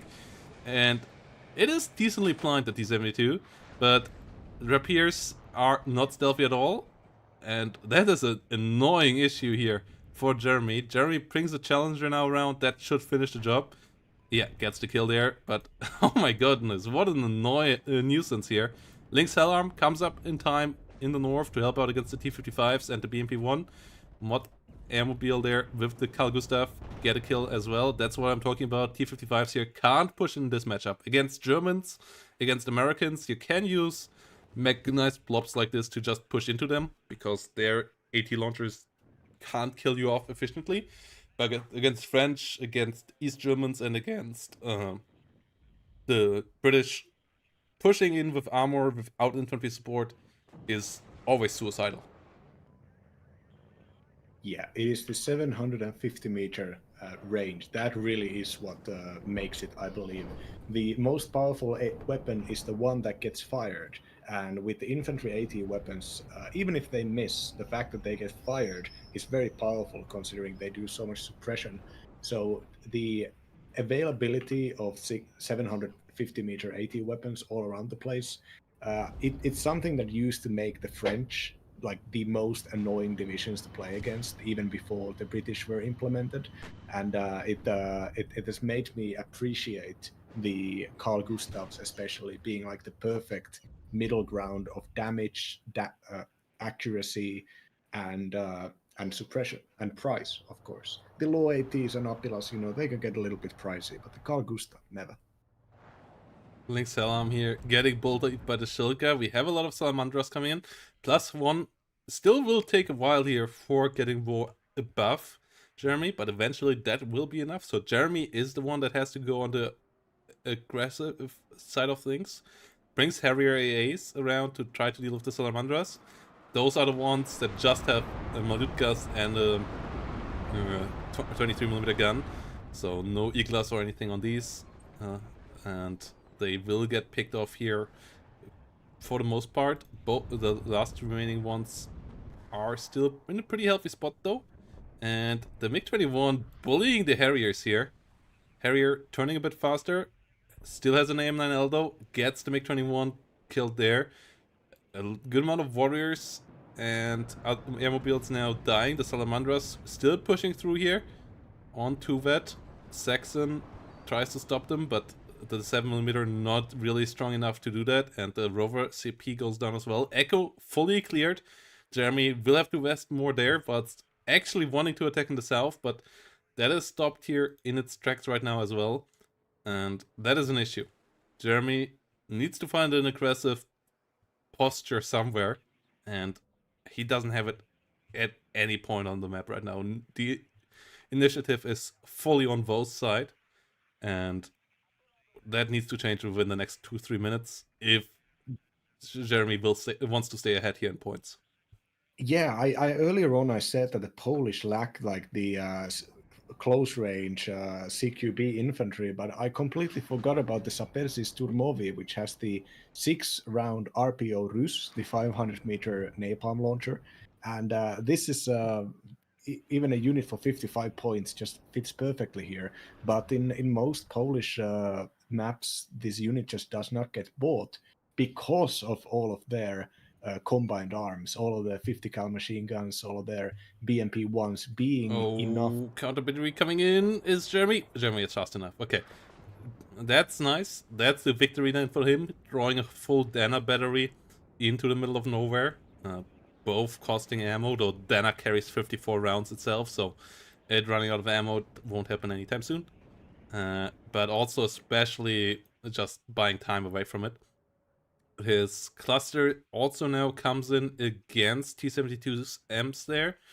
If it could find kills there, that would be big. 152mm gun, 55mm gun, re-aiming again. Jaguar versus MiG-21 in the sky. MiG-21 finds the hit. It's the one with the R13Ms. Phantom on the hunt now for the MiG-21. Doesn't find a hit just yet. Only can use its sky flashes, which are pretty mediocre radar missiles. And yeah, won't find the kill there. Dana now shooting against every single infantry unit there. And Jeremy has to be fast enough. Isn't fast enough on all the units, so the SAS and Airmobile are likely gonna take a good amount of damage there. And yeah, fighting the artillery warfare here is super pain for Jeremy. The autoloader guns, the main weakness of the Dana, really the only weakness of the Dana, is its relatively short range and thus also relatively slow, weaker accuracy. But like it has 6 rate of fire. It's an autoloader gun. It has the right caliber, and it's so fast that you can just click around it. And this map, you can have it basically anywhere. So the accuracy and range debuff is just not relevant. Like Woe's front line is so good here. Like there is barely an infantry engagement going on anymore, which is and infantry engagements are what Jeremy here wants to happen. I think the tactic here that we need to interrogate from ZXC is, was it the right choice to keep holding that neighborhood southwest of the middle point and just keep trying to grind this one location? Because there are tools for this. There are good infantry and there are helicopters and artillery, but oh, double kill against Mi-24Ds by the SAS. SAS stays supreme in this area. They don't wear sneakers and fancy shirts like the Soviet VTVs, but they are supreme for sure. SAS get the double kill there. That's just brutal.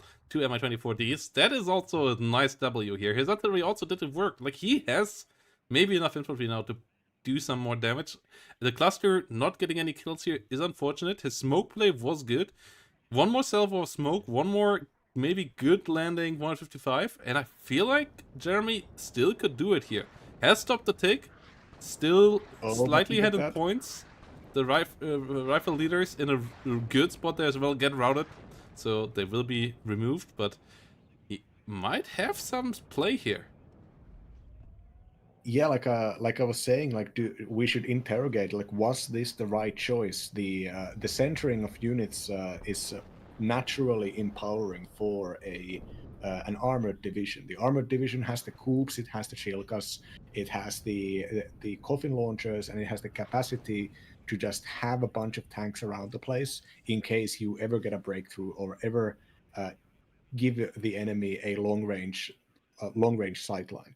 And like what I would have liked to see, of course, kind of is second UK getting played to its kind of theme, which is going around there and doing infantry attacks all around the place. 2 motorized air mobiles can easily fight off most of the Polish units unless it is in the middle where all the support equipment is. And Jeremy has very, very respectably kept a hold on over this middle, even keeping it under control for so long, such a long time. But now, in the end, we're seeing that the scaling here is sending like the fighter planes into diving, and the challengers are diving in, trying to kill the enemy leaders. Everything's from the second UK at this point is a bit scrappy, kind of fighting around this perfect formation that Woe has been allowed to build.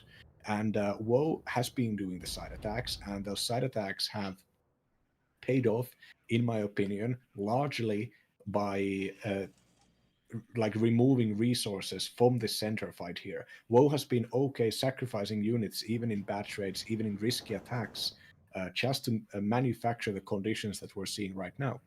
Yeah, if the cluster could now, it has to fully reload again.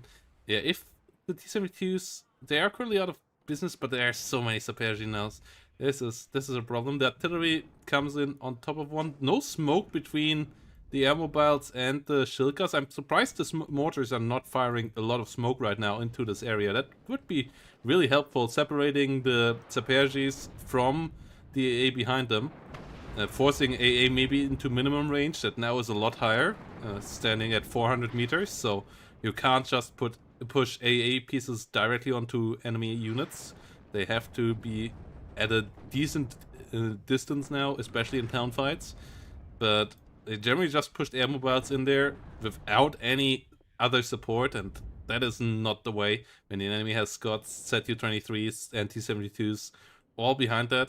And now the counterattack comes. There's only one challenger. There is some SAS. He is on a +1 right now. And it's only 9 minutes. So Woe needs to get around to the tick again. Needs to at least take control over the middle. Planes, yeah, not efficient here at all against the SAS and the Javelins. But the T-72s, the Saperjis now really start moving. And Jeremy needs to find a good spot to stand and take some fights, and I feel like smoke would be so helpful there, so not using that right now seems like a really weird choice. Yeah, I think at this point it's kind of been overwhelmed. The smokes have not fired at all, really. I think it's easy to forget something like that when your attention is constantly getting is divided between all this stuff that's happening. Now the Series 30 AT plane going out there and managing to stun the Challenger. Oh, but the Jaguar actually taking out, evening the numbers with the T-72s for the moment. But even then, there's only a very ragtag force left here. All 4 armored rifles getting ordered in, not even fast deployed infantry anymore. Yeah, Chellies can't really take enough time here to repair. Have to keep on fighting with stress and low hit points. And that is really risky. The T-72, luckily for them, is pretty stressed out as well. Oh my goodness, the BMP-2 nearly gets the kill there. Smoke comes out just in time. T-72 misses one more time. Challenger Mark II leader coming up. The T-72s all are pretty banged up as well. One goes down. Challenger Mark II leader might be the one to save the day here, together with the Milan behind it. Oh, doesn't quite kill the T-72 though. ATGM's flying against it, and it is stunned. It gets killed off. Ah, that's unfortunate. If the T-72M at least would have fallen, the situation would have been a lot better. The Milan 2 now coming around. The T-72's still under fire, but the big push of Woe is coming. And yes, Jeremy is getting some decent kills there, but he's losing everything. His combined arms is completely falling apart, and that's such a strong thing about the Polish and the East Germans, like the Warsaw Pact allies. Those have affordable combined arms at any point in the game, and most NATO decks and a lot of the Soviet decks can't quite follow that, and that's why these divisions are so strong. You can bring a T-55, a Saperji that brings a bit of AT and a cheap AA piece and some Fagots for such a cheap price at any moment in game, and the enemy has to usually beat you in price to have the combined arms as well. Yeah, when you find out the build orders and when you have the amount of knowledge on how people want to play second UK.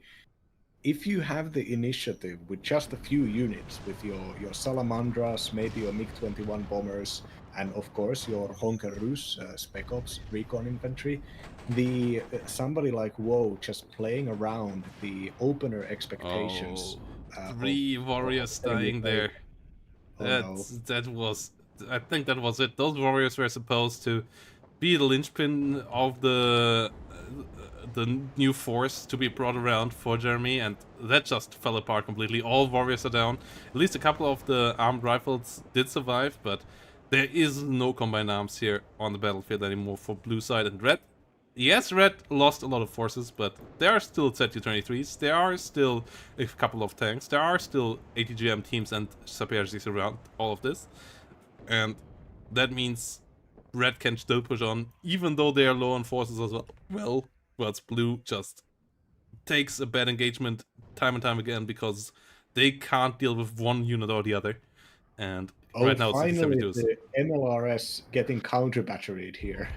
And there we The have the blue GG. counter battery. Woeisme wins game number 1, and with that makes the situation here for Jeremy really, really tough, and also means that Woe keeps his chances somewhat alive to make it off to the playoffs after a loss against Team in Place. It means that it comes down to his game against Bendover if he wins the next one, but he needs to win the next one first, and yeah, that's gonna be interesting to see. Yeah, I think much like the earlier games with Meddi, I really think the term of the day really is initiative. What does the forward deploying, fast deploying recon special forces unit do? What does the cheap helicopter with the guns and the ATGMs do? They give you initiative. They give you something that you can use early on, and having the initiative is a natural advantage when building up engagements. Second UK, now that it doesn't have its third card of tanks, really needs to be just doing stuff, constantly doing stuff. It's not heavy enough. It never really was, but nowadays especially, it's not heavy enough to be played standard unless you're playing against a division that is lighter than it is, something like a an airborne division. And with the special forces recon, especially with the Honker Rus just mangling those Milan twos in the opener with the slightly too overeager uh, deployments by ZXCVs there, the uh, the initiative was like lost permanently. All of the actions by Second UK were about trying to fix gaps or trying to build like a large decisive battle. The one unit that really works in this decisive battle doctrine, the MLRS, did not really do anything, which is of course a micro and also a little bit of a luck issue. But I do believe the end result, like you said in many times, that this game could go the other way, and I think relegating the initiative for the Polish basically guarantees that your late game is going to be hell, because the Polish have enough cheap and low tech units. Even if we're talking about standard BMP ones, to and the Malyutka cars as well. They have so many units that they can just fill the empty space if you let them. They can do it very low risk. And that the counter to that low risk is that if the second UK actually wanted to get some like engagements going on the secondary fronts, those engagements could have arguably probably gone better than in the middle, where all of the existing artillery and combined arms were already working. And Yeah, but when the you give issue out, is against the Polish that they can bring quick combined arms to the flanks as well. Like against the heavier attacks like 79 or so, yes. Against the 20th Panzer, I get why he didn't, for example, try to fight over the north, because it's so easy to get a BRM1 or BVR1 and some BMP1s with infantry and a T-55A up there and just bully your Fox and your 2 SAS up there just as much. So I get why he went for the infantry fight and the helicopter thingy, because 20th Panzerna, you just can't stretch it as easily thin as you can do with other mechanized decks. And I think he had him pretty close to the wall in the middle a couple of times. maybe he should have pushed a bit harder. And then also it comes down to the MLRS and the Challenger 2 usage. The first Challenger 2 just being sideshotted and killed, and then the MLRS only killing 2 supply trucks the whole game and not getting a single T-72 killed, T-55 killed, or even a BMP-2 killed. Like, that just didn't go his way, and he needed more out of those units. And I think that's where it fell flat in the middle here for Jeremy. Yeah, but to end this, I would also like to point out that with the amount of Lynxes, the amount of Jaguars that are usable by second UK, even the secondary fronts where the Polish would be building up their infantry, the combined arms really fast. That's when you use your fast stuff. That's when you try to get a flanking helicopter, get a Jaguar bomber. The Jaguar bombers were fighting in the front lines and they were doing decent damage, but there was no tactical change really with the kills that they gained. But the kills that they could have gained on secondary fronts could have actually mattered. Yeah, absolutely. It would have been hard to play though, and I think the plan for the middle could have worked as well. But yeah, Woe, really strong player. Played his classic 20 of Panzana, once more showed T-72 discs are far from being dead, and they are all still kicking nicely. And let's see what the second game between these two brings, if Woe can keep his chances alive, or if Jeremy at least can take that away from Woe here, making it to the playoffs. So, quick break, then we're going to be back with game number 2.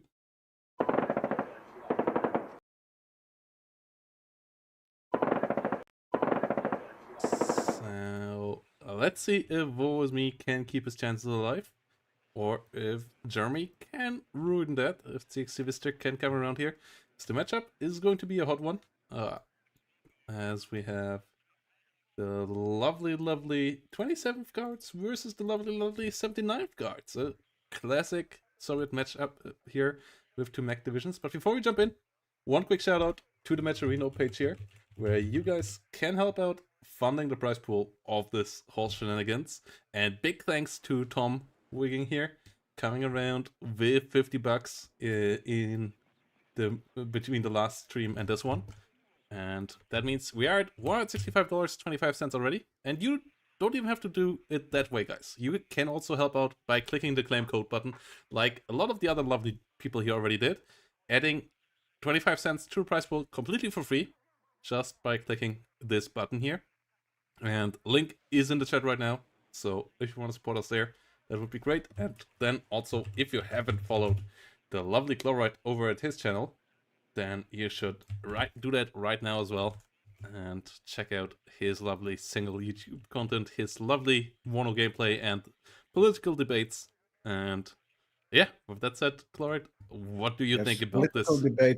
Political debates with myself.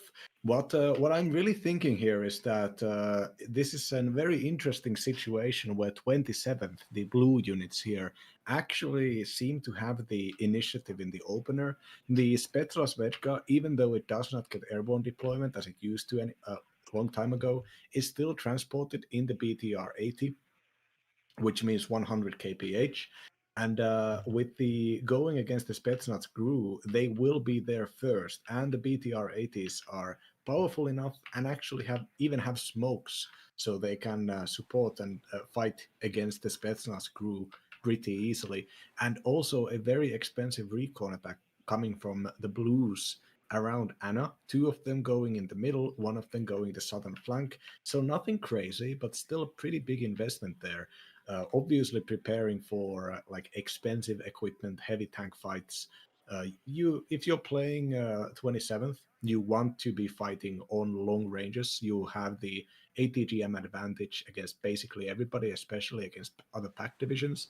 But Woeisme is blessed with the only pack tanks that are maneuverable enough to efficiently fight against these ATGM lines, the T-80BV IZD-29s.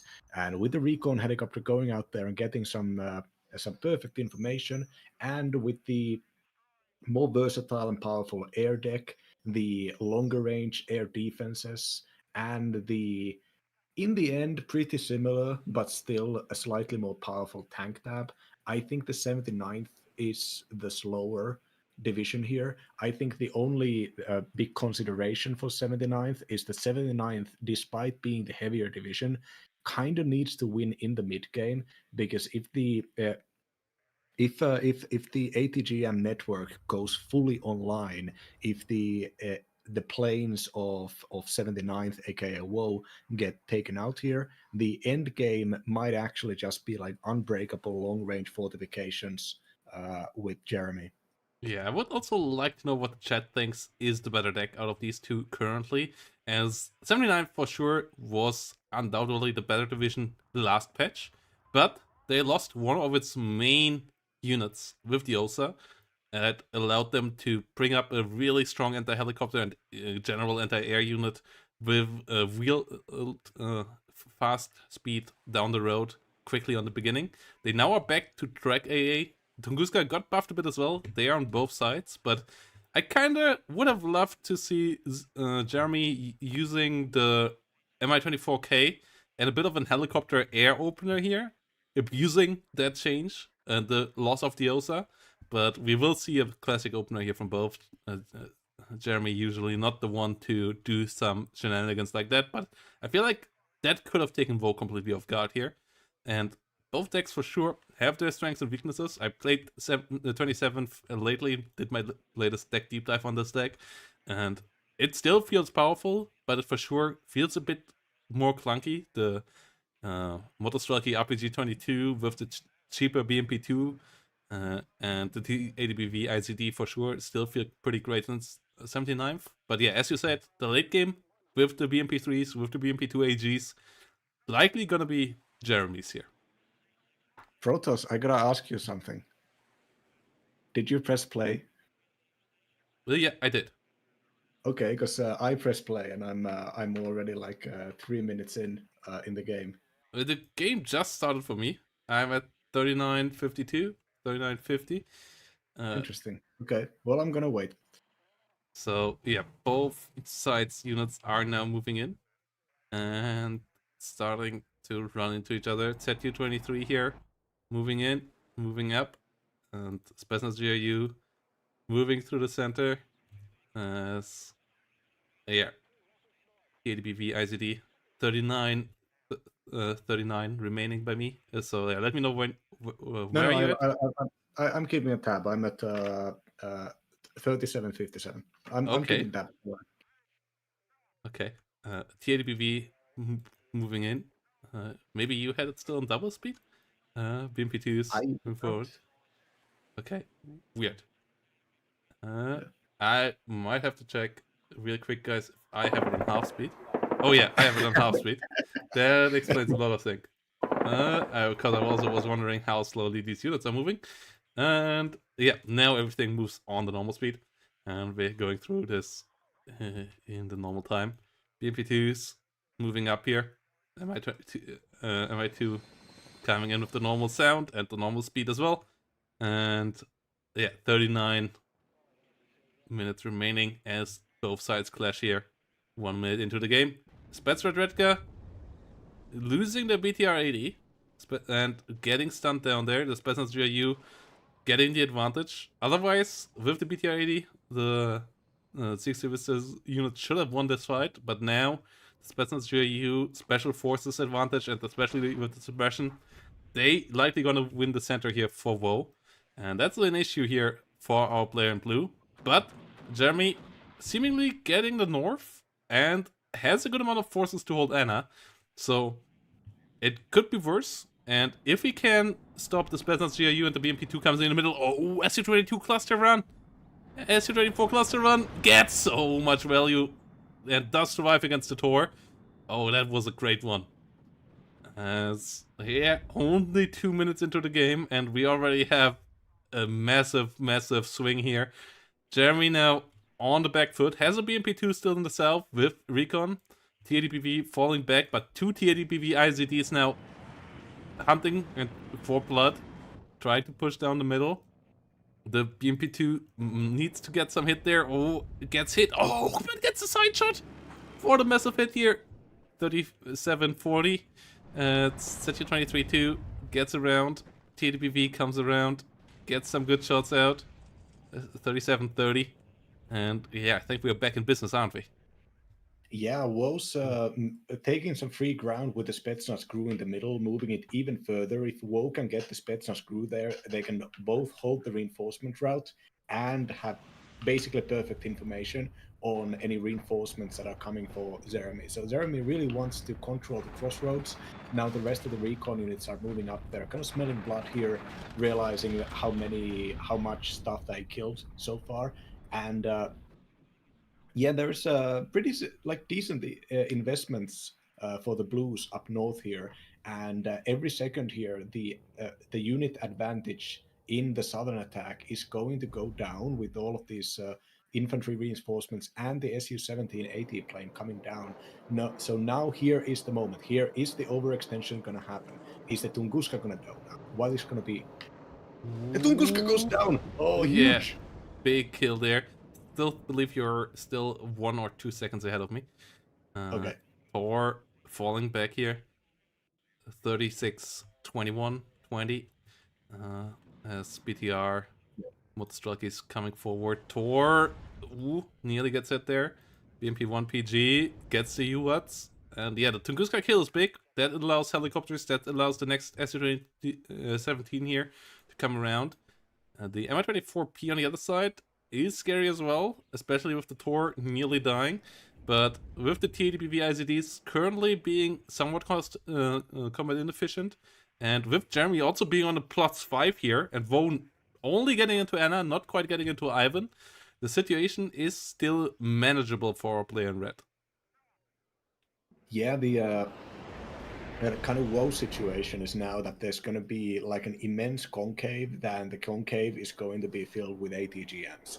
The ATGMs will try to be a big enough threat to always constantly push the enemy, delay the enemy attack, do some damage, destroy a key unit such as the helicopter Mi-24P, send in rocket planes to remove enemy recon, just keep delaying, do not engage, and wait until your own front line is powerful enough to fight them off, or just keep sitting behind whatever tick you have. Currently, Woe was so all in that there was no leaders to catch those zones, and Woe is Oh, right now. BMP2 there, going nearly down to the Meddis, and the Su-17 comes in with the 2 rockets, finishing it off. 122mm rockets doing the job there. Only 2 remaining, but that was enough to finish off the half hit point. Still on that. Another big tempo win here for CXC Vister. Su-17 AT coming around again. And Bo has to wait for his slow tracked AA to come up there. The Coop, the Tunguska coming in. Yeah, that really shows the difference to the OSA times for this division now. BMP-1 PG with the AGS will absolutely demolish the Motostrike trying to come over the open. So I don't think ZXC Vista will get back into Anna anytime soon, but the +3 already garnered nice 700 points nearly now. And that is a nice advantage here. MiG-27K has to disengage. Coop helps out against the MiG-23. I don't think the MiG-27 will go down easily here. Oh no, Caster Curse. I'm so sorry, Bo.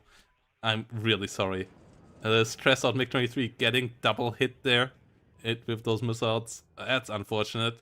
Su-70 gets pushed back by a MiG-29. And yeah, I can only apologize for the Caster Cursing moment right there. Yeah, the so far Woe is moving has 2 tanks with the leader now, once again moving into attacking positions. Like Woe's units here are not in. They're not overwhelming. Especially the southern recon positions held by Jeremy, and the natural defensive information advantage, and the fact that there is a Spetsnaz Vedka, which is a ground surveillance radar unit, in a pretty juicy location to spot the enemies. Like Jeremy can fight this, and the +2 is really nice here. It is completely possible for Woe to try to just overextend a little bit here and get into a really bad position. Yep, but the TADBV ICDs are an insane powerhouse. Getting one BMP2AG, getting one Pull Machiki that CXC Vister had out in the open here. And BMP3 under fire as well. Luckily doesn't get hit here with the first shot. Gets to eat the second one. We have Su-17, but it's only a rocket one. Gets a nice Spetsnaz GRU kill there, taking away the GSR from the enemy. But BMP3 goes down. Oh, there comes the SU-17 AT. Misses both missiles though. Tunguska and Coop trying to get a hit, both missing as well. But that means the TADBV IZD can stand their ground now. I'm not sure why they're running. They could just take on the fight here now. Oh, the BP1KR goes too far. No smoke on this one. Goes down immediately. Means the +2 will stay around for even longer. Big misplay by Woe. That's an unusual mistake there, but that happens when you have to micro against the airplanes, when you have to fight the ground fight. And yeah, pathfinding mistake there with the BMP1KR. Losing that is pretty painful right now because that means a good couple extra 100 points here for Jeremy. And ooh, SU-17 nearly getting the kill there against the TADBV. The extra hit point, keeping it alive, but it has to disengage again. Air counterattack coming with twin SU-27s targeting both the T-80s. Here, Tor has been moved north, so no chance for that to get involved here. The ADBV IZD gets down to the SU-17 rocket. Tunguska and Coop not able to get the kill there. And the SU-17 and the Tor actually shooting down the MiG-27. One TADBV went down, the other one still alive. So in the end, still a good trade for the CXC Vister. Not being able to kill off the SU-17 there. Really unfortunate for Woe. The Coop maybe a bit too far in the rear. Maybe should move one tree line further forward to get a bit more accuracy and get a bit faster missiles out there. But yeah, I don't know if Woe knows how damaged the TADBV is on the other side. But he still has to fear the air. SU-17 is coming around again. Another Tunguska duo is coming onto the battlefield. But, oh, SU-17 gets the shot! The TADBV was moving south. Finally, the SU-17 actually gets killed. But, this is once more a complete speed bump here for Woe. He now loses the tank advantage that he had. And now has to wait 3, 4, 5 minutes here again to get the units onto the battlefield. And with a 1,000 point lead, that means that Woe likely will have to get Ivan eventually. Or a big victory here with a +4 over all the other zones. He is working on a fight in center, but the SU-17 helping out there, stopping his BMP-2 and infantry push a bit. And yeah, Woe not having the stop the take here is a painful one now.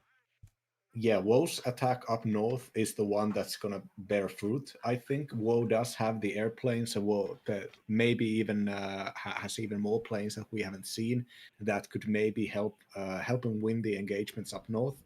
And with even the light mech, the BMP-2s up there, even those ones, the Akatsya actually starting fire. So I think Woe is going to try to extend this. Woe probably recognizes that pushing the absolute hardest possible concave against the top-backed ATGM division is not necessarily going to be the best thing to do while under a +2 tick. And even though the artillery may not be the most mobile choice here, even if the Tunguskas are, now with the Koops coming as well, even if they are not the units that you need the most, considering there is such a small air tab, only with a couple of key units for 27th. Even if these are not the most efficient buys for this moment, for pushing up that back point at Ivan, I still think Woe is in a pretty decent location. I think it's more likely that Woe is going to start converging up north than it is for Jeremy to be able to stop the attack on its tracks. And if the Koops get in nice positions here, and the rocket planes especially get suppressed, get taken out, I think this could become a counter-attack game with Jeremy trying to get back into Dimitri eventually. Yeah, the Anna point is still not captured though, so Jeremy is still getting points here, and that's such an issue here for Woe right now. Like 1,300 points, that's not going to be free here to get that many points for him. And that's by now already more than 400 points more than he would have had to take up if he would have gotten Ivan already. And he still doesn't have a CV here because he needs to get the A up so that the SU-17 Menace finally can be stopped, and he needs to get around more stuff as well. The ZU-23 actually being in too close there in the north to fire onto the Motor Shotgun. Minimum range playing a role there, but Motor Striker Camaraderie pushing forward, and the ZU-23 now being able to get involved again. The BRM-1 opens up against it. Tunguska pushing forward as well. That should clean the house there finally around center. And yeah, maybe with a bit more investment, Vogue can help out there, but Jeremy realizing this as well, bringing around BMP2 AGs.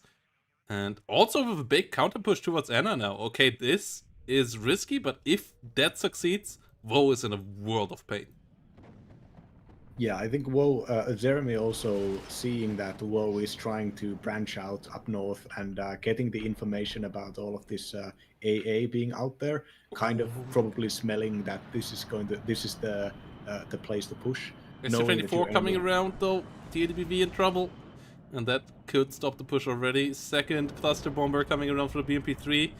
TADBV went down. BMP3 likely gonna dodge here. No, it doesn't. As you said, the 24 getting the double kill there. Will be able to make it out. Fantastic cluster bombers. One of the few high altitude cluster bombers that is really absolutely worthwhile its cost. And yeah, getting damaged, getting pushed back, sure, but stops Jeremy from getting back Anna completely. Still gets into a tree line, but now finally also loses the Su-17, and Woe has the force advantage with another TADBV IZD coming up here now, and a couple of recon forces around that. Next TADBV IZD coming to the middle already as well. So there are only defensive units here now with BMP2 AGs on the other side for Jeremy. And that means Anna will continue ticking for now, but Woe should be able to capture it as soon as he buys a CV for the zone.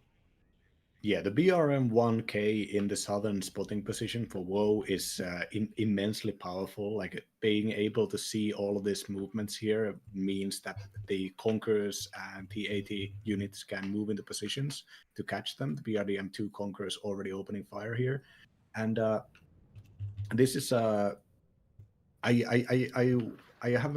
I really see this going for Woe. I know the points differences here don't look like it, but the unit buys, the engagements that Jeremy is taking, the fact that there has been no solution so far for the SC-27s. The Taurus are good, but they're not great, especially not against high altitude bombers. And there's going to be more and more tanks and more artillery, with rocket helicopters even getting both Mi-8s here to do the infantry damage. I think Woe is just thinking that, well, the attack up north got countered. There was no air support for Woe to attack the northern side. So now it is once again back into an all-in. And that overextension that just happened with Jeremy is kind of maybe making this all-in possible. Yeah, he now needs Ivan though, but yeah, as you said, Ivan might be viable now. Conquerors there out in the open, that's a big mistake. Like, I believe CX Vista a bit too much baited into Anna by still having the zone captured, and maybe thinking there's less in there than there actually is. Really should have given up on it, taken the big point lead, and come back with some northern play. The northern recapture and full push out of Woe's forces is a massive victory, but now you also still need to get a defensive setup here in the south, and that's not going to be easy. TADBV IZDs with BMP2 combined is a strong force, especially when your only TADBV is currently at 2 hit points in the rear, and you only have a couple limited BMP2s sitting around. BRM-1 at least gets killed off there in the south, and SU-17 coming around again, but a lot of Coop fire, a lot of Tunguska fire, finally takes it out as well. Finally enough firepower there for Woe to stop that, and more TADBs, more TADBV IZDs.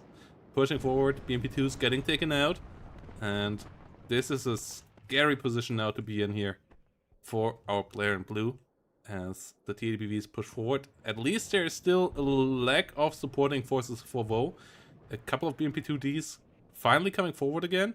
Tunguska gets sniped here. Nice kill, but TADBVs at least will take revenge as well. Saperi RPOs can't engage the TADBVs. Really risky play by Woe, but Woe needs to get some good trades here going on. and is forcing that right now with the SU-17s finally gone. TADBV versus TADBV IZD. The IZD does miss, so that's a likely kill here now for for Jeremy. The TADBV IZD gets killed off. 1 hit point remaining on the TADBV on the other side. Unfortunate loss there for our player in red. And really key victory there in that fight. BMP2AG gonna go down over here. BMP2Ds with Motostralkis gonna come in, but the other TADBV is now repaired, so the force advantage goes back to CXC Vista, and the Anna point still not captured. We have a BMP 1KR finally coming up, but it's only 300 points away now from victory even here for Jeremy. It's 1,000 points more than it would have been if the first BMP1 would have gotten the capture. And yeah, the infantry pusher is coming in now, but the TADBV is doing its job as well, routing the first IZD, killing off the first BMP2 there as well. Motostrike is doing their best, and could be somewhat dangerous for the TADBV as well. Cluster SC-22, ooh, big. Double Tor shot, gets the kill though, but Cluster goes out. Can it find the kill? Yes, it can. Okay, that is big. No. Su-25 rocket also. Yeah, there is still TADBV there that is getting repaired, and the TADBVK coming up. The Tor. The Akatsuya not firing into all of this is a bit weird, and there's still a lack of combined arms here for Woe. Yeah, but his infantry at least starts to take some advantages. BMP2 goes down though. 3 more BMP2s coming up. TADBV IZD chilling on the side here. And yeah, this is a real clutch fight. S-22 going down, S-24 going down, S-25 Katsia gaming finally. Yeah, the routing wasn't actually done by the tank. The routing was done by Motora Svedka firing its disposable launchers at the front armor of the red T-80. Now the red T-80 getting a regained cohesion is coming back here to do fire support again. Route on the TADBVK in the totally wrong moment. Right as the BMP-1 KR pushes forward. Oh, but it goes back behind cover. Conquerors comes up at the same moment. Oh, doesn't find a hit against the TADBV IZD. TADB has to be careful against the Conquerors. Conquerors likely going to go down to the MG fire here. Readjusting, re-aiming. It goes down before its missile can get the kill. Yeah, gets killed by the Motostralky Meddis. Oh, big sneak here by CXC Vista. What a game. Both sides so low. MiG-29 here. Trying to just find something. I'm not quite sure why it was bought. No, I think it's to reveal the bombers. To reveal the AA. Ah, bomber coming in. Goes down to the Tor. Seed plane comes in behind it. Will fired seed missile against the Tor from close range. Gets the kill. TADBV goes down as well. TADB still pushing forward. The Motostrike Comrade is routed as well, but it's stuck at a building. So that won't be a full capture. And the Motostrike Meddi is here with the key big successes. Motostrike being attacked there as well. TADB finally reveals it. MI2 Recon coming around as well. BMP-1 KR gets spotted by TADB, gets killed off. So no real line capture here. And the TADB has an ammo explosion. Has a big crit against it. Has to fall back. Coops pushing over the open field, will have to move back again as well. The TADB can't win this fight here. Gets killed off. Coops now have to run again. TADB super stressed from the Motostralky, but will win the fight. 3 BMP2s coming up. It's a clutch fight here with really low forces on both sides, but it seems like CXC Vista is getting the better of it right now. Gets the coup as well, and holds the ground, and that's the big key thing. He is at 1,800 points, and Woe needs to get through. Also, 18 minutes are still left, so it's not like the game is... it's not over. SU-25 coming in. Oh, if they can find the kills here, it could swing a lot. They at least finally got rid of the AA. TADBV takes a good amount of damage. They still have some gun ammo left. They have penetrating guns, so especially with side shots, they can be scary for even TADBVs, but BMP2s, they can murder outright. And that's what they do there right now. TADB pushing over the open field. Recon helicopter helping out. Gets another hit. Su-25 comes around with some side shots, gets the kill. The other one coming around to finish off the BMP2 that it started. Su-25 number 1 falls back. Mi2 goes down. Coop still under ATGM fire. Does get missed. Has to disengage. Next Su-25 coming around. This time it's not a rocket, it's an AT-1. And there is no AA on the front line right now. BMP2 AGs both go down there. TDB is the king of the battlefield again, but it has no recon. The BMP2Ds with the infantry will have to do the spotting again. As, yeah, the Tor finally comes up. Igla finally comes up. Su-25 bullying is going on. What a swingy game. What a great match between these two guard formations here. And between these two high-level players. I absolutely love it. It's a fight on knife's edge, and Woe might still be able to do it here. Yeah, with the another wave of BMP infantry coming in here, I want to bring attention to the reinforcement speed with most of the units and infantry here getting bought with the tracked vehicles. So, the MiG-27K killing off Igla in the transport with its gun and killing off the Tor, miss micro, and that means the Su-25s, they will be able to bully again as soon as they have reloaded. There will be no opposition against them. The two Coops still can't push back any fighter. Mi-24K rocket is annoying here right now. BMP2s have to be careful. Conquers from the north, annoying as well. Two BMP2s going down. Pulumachiki pushing in as well. All BMP2s go down. That's not something that Woe should have allowed to happen. The Coops finally push forward. Mi-24P AT coming in here from the other side, but there is still at least a ZU-23. Anti-helicopter AA is still there. TADB gets bullied. Coop against Mi-24K V, not able to hit. Only able to push it back. Conquers finally falls. No CV on the battlefield yet for Woe, but the Su-25s come in again. yeah, the infantry reinforcement, like with all of the infantry attacks being basically kind of continuous on Woe's side, Woe has been trying to keep up aggression with slow reinforcing units. And Mi-24 VAA getting the kill there. Rockets coming in with a lot of damage. ZU-23 and Mi-24V both getting damaged a bit, but still nearly killing off the Su-25A rocket here. That's big. That's a long repair time. And the BMP2s, the loss of those is really painful right now for Woe. He should have microed that better. He should have smoked efficiently there, and uncharacteristic mistake there by Woe, and really, really costly right now. Also, I feel like Jeremy should realize that there is no real threat right now for him in the north, and maybe try to move with BMP2 or so into the path between Boris and Paul, and threaten the reinforcements a bit, and just, yeah, making it a bit more painful even for Woe than it is right now. Yeah, the like from Woe's attacks are so shoestring. Like they're I could have like easily called out, or anybody could have called a victory for either side so far. But Woe really is in this just with the micro, just trying to get the last bits of value out of these units, mostly getting carried by the air supremacy that they gained by taking out all of these expensive Thors. And the Su-25s, their guns are very effective. They have nowhere near as much ammunition as the American counterparts, the A-10s. RPO is in range, but Su-25 rocket comes in time to save at least two of the Motostralkis there that are nearly down. Su-25 gun doing a lot of damage there. Motostralki nearly down. Su-25 rocket taking a lot of damage from the ZU-23 there though, and gets pushed back. Will be taken out for a while. But, oh, Motostralki down to 1, and the RPO flaming actually kills them. I thought flame damage in buildings wasn't a thing. How did this even work? How does the napalm in building deal damage when it comes out of RPOs, but not when it comes out of bombs? Okay, don't worry about it. Eugene? Yeah. Don't worry about it.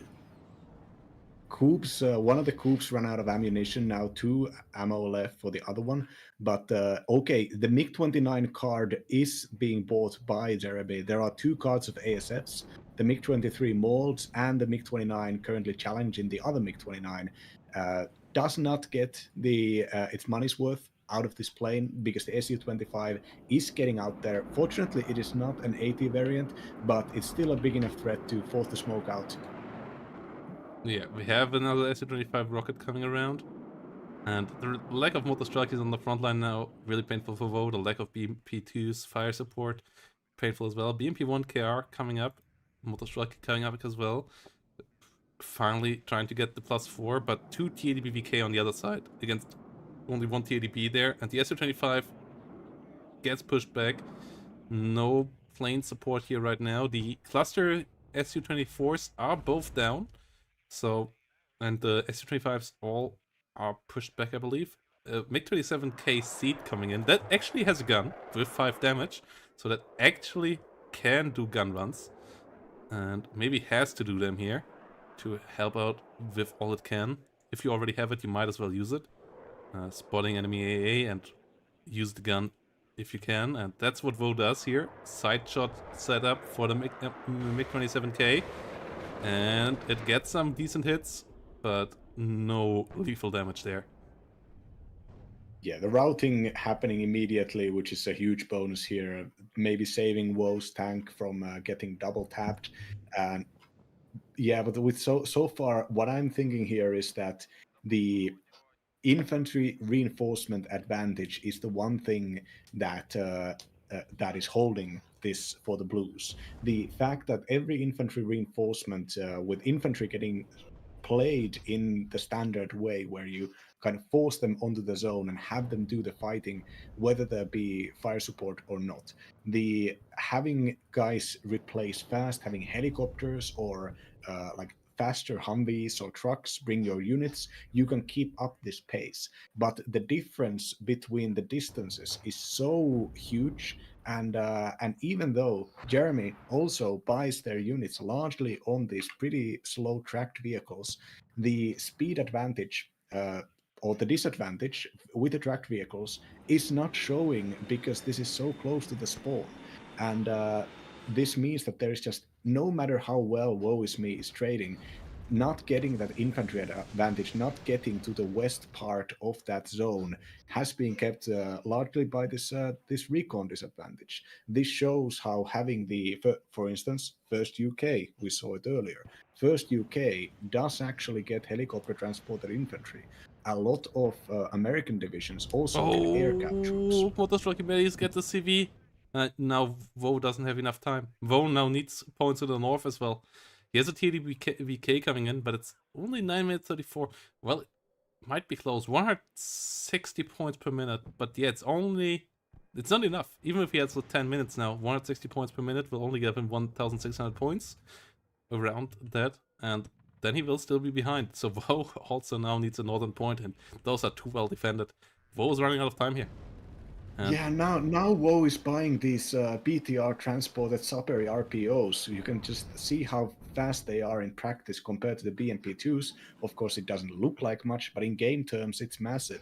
Like instead, if there had been a mix instead of another tank or another wave of BMPs, there had been some kind of a like fast unit that could have capitalized with the breakthrough tempo. That could have probably swung this for Woe, but. Woe's only like quick and reactive forces around were the helicopters and the planes. So we're seeing the helicopters and the planes try to bombard this Jeremy's defense, and it's just never enough. It always works, but it's just never enough. And it's because no matter how much damage you do with your aircraft, if the enemy has the spawn nearby and they have a safe reinforcement route, they're always going to be able to bring out more stuff that you can kill.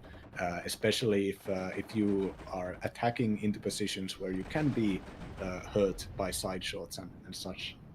yeah, the ZU-23 is also doing so much work here. Pushing back the Su-25s and dealing a lot of damage. Like, usually these don't deal much damage to tank airplanes, but against this low-flying Su-25s, the 1,950 meter range with even the long aim time is still enough to get some damage out there. The BMP2s and TADBKs start to really push through now, but yeah, Woe doesn't have enough time now to get this captured. If he would have gotten Anna earlier, if the BMP-1KR wouldn't have gotten sniped and he will only have to get 800 points. This would be still a decent spot for him, but having to get 1,800 points is impossible with just the rear zone, so he has to go north. He is going to try to go north, but even then he would need the +4 here in the backline already right now, and he doesn't have that yet, and his CV is so low. Ooh, it survives for now. Mi-24K seed, baiting out enemy AA. Going to try to go for a gun run here, guess again. Oh yeah, going against the Mi-24K rocket. But the T-80BVK goes down, gets routed, nearly fully killed. Only 1 hit point remaining. No. But the route is really bad. Su-25 rocket, oh my goodness. Doing a lot of work there. But just a little bit too late, so the RPOs were all taken out by the RPG-27s. Yeah, T-80BV still doing its best there from the rear. T-80B in north still doing its best against the units there. BMP-2 coming around. It seems like Woe is finally getting the southern sector, but he's not getting any reinforcements in, so with the reinforcements now only flowing in for 6 Vista soon, with Woe having to divert to the north, I believe 6 Vista will still be able to at least contest the south. Still 2 CVs around here. Motostrike Comrade might go down soon, but will at least deal a bit more damage to the T-80BV IZD beforehand. Motostrike RPG in the town, but Motostrike Meddi's on the other side coming in as well. And the T-80BK finally moves to the front line again. There's a T-80 that's run out of ammunition. Oh yeah, that's wild. I haven't seen this in a long time. It only can use its MG's ammo, but even that would be helpful right now.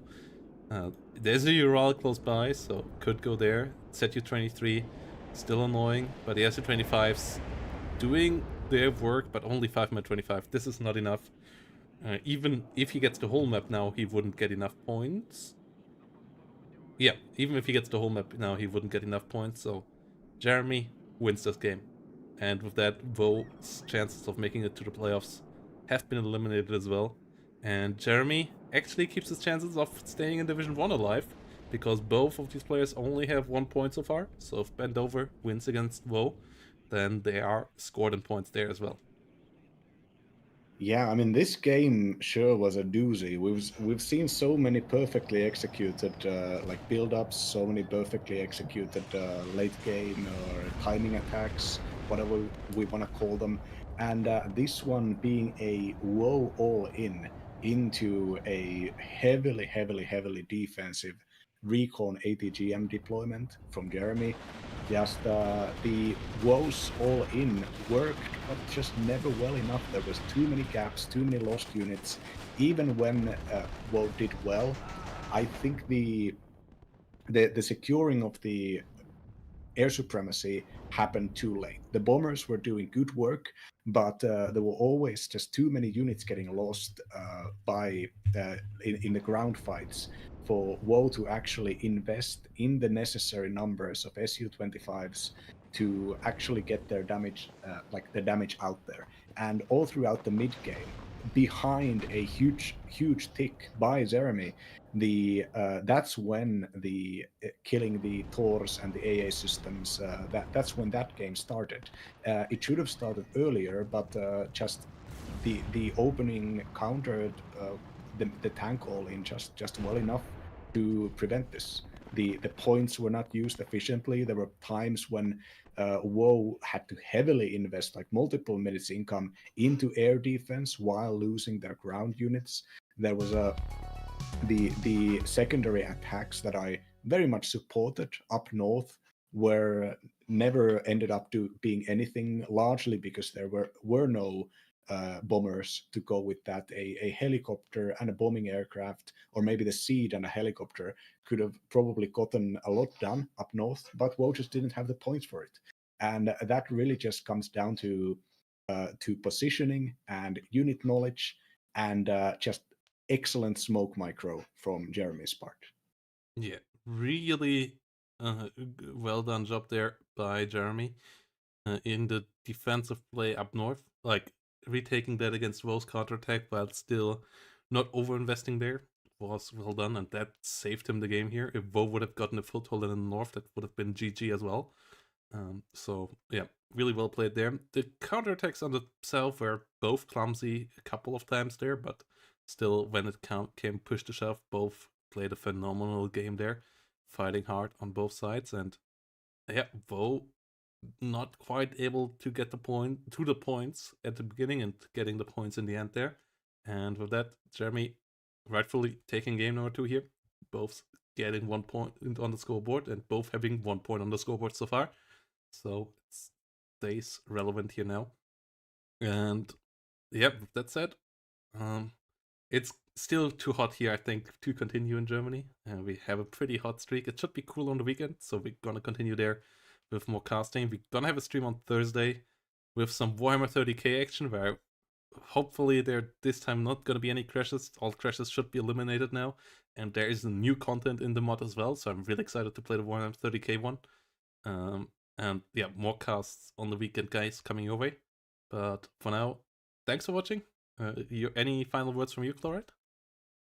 Nothing except that I'm really happy about the quality of the games here. Really happy about the matchup specifically. Love seeing reliable performance.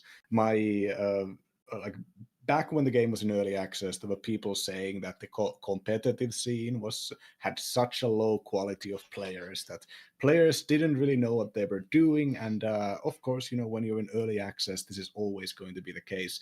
But that's always rubbed me a little bit the wrong way. So I like to think of the league as a larger context.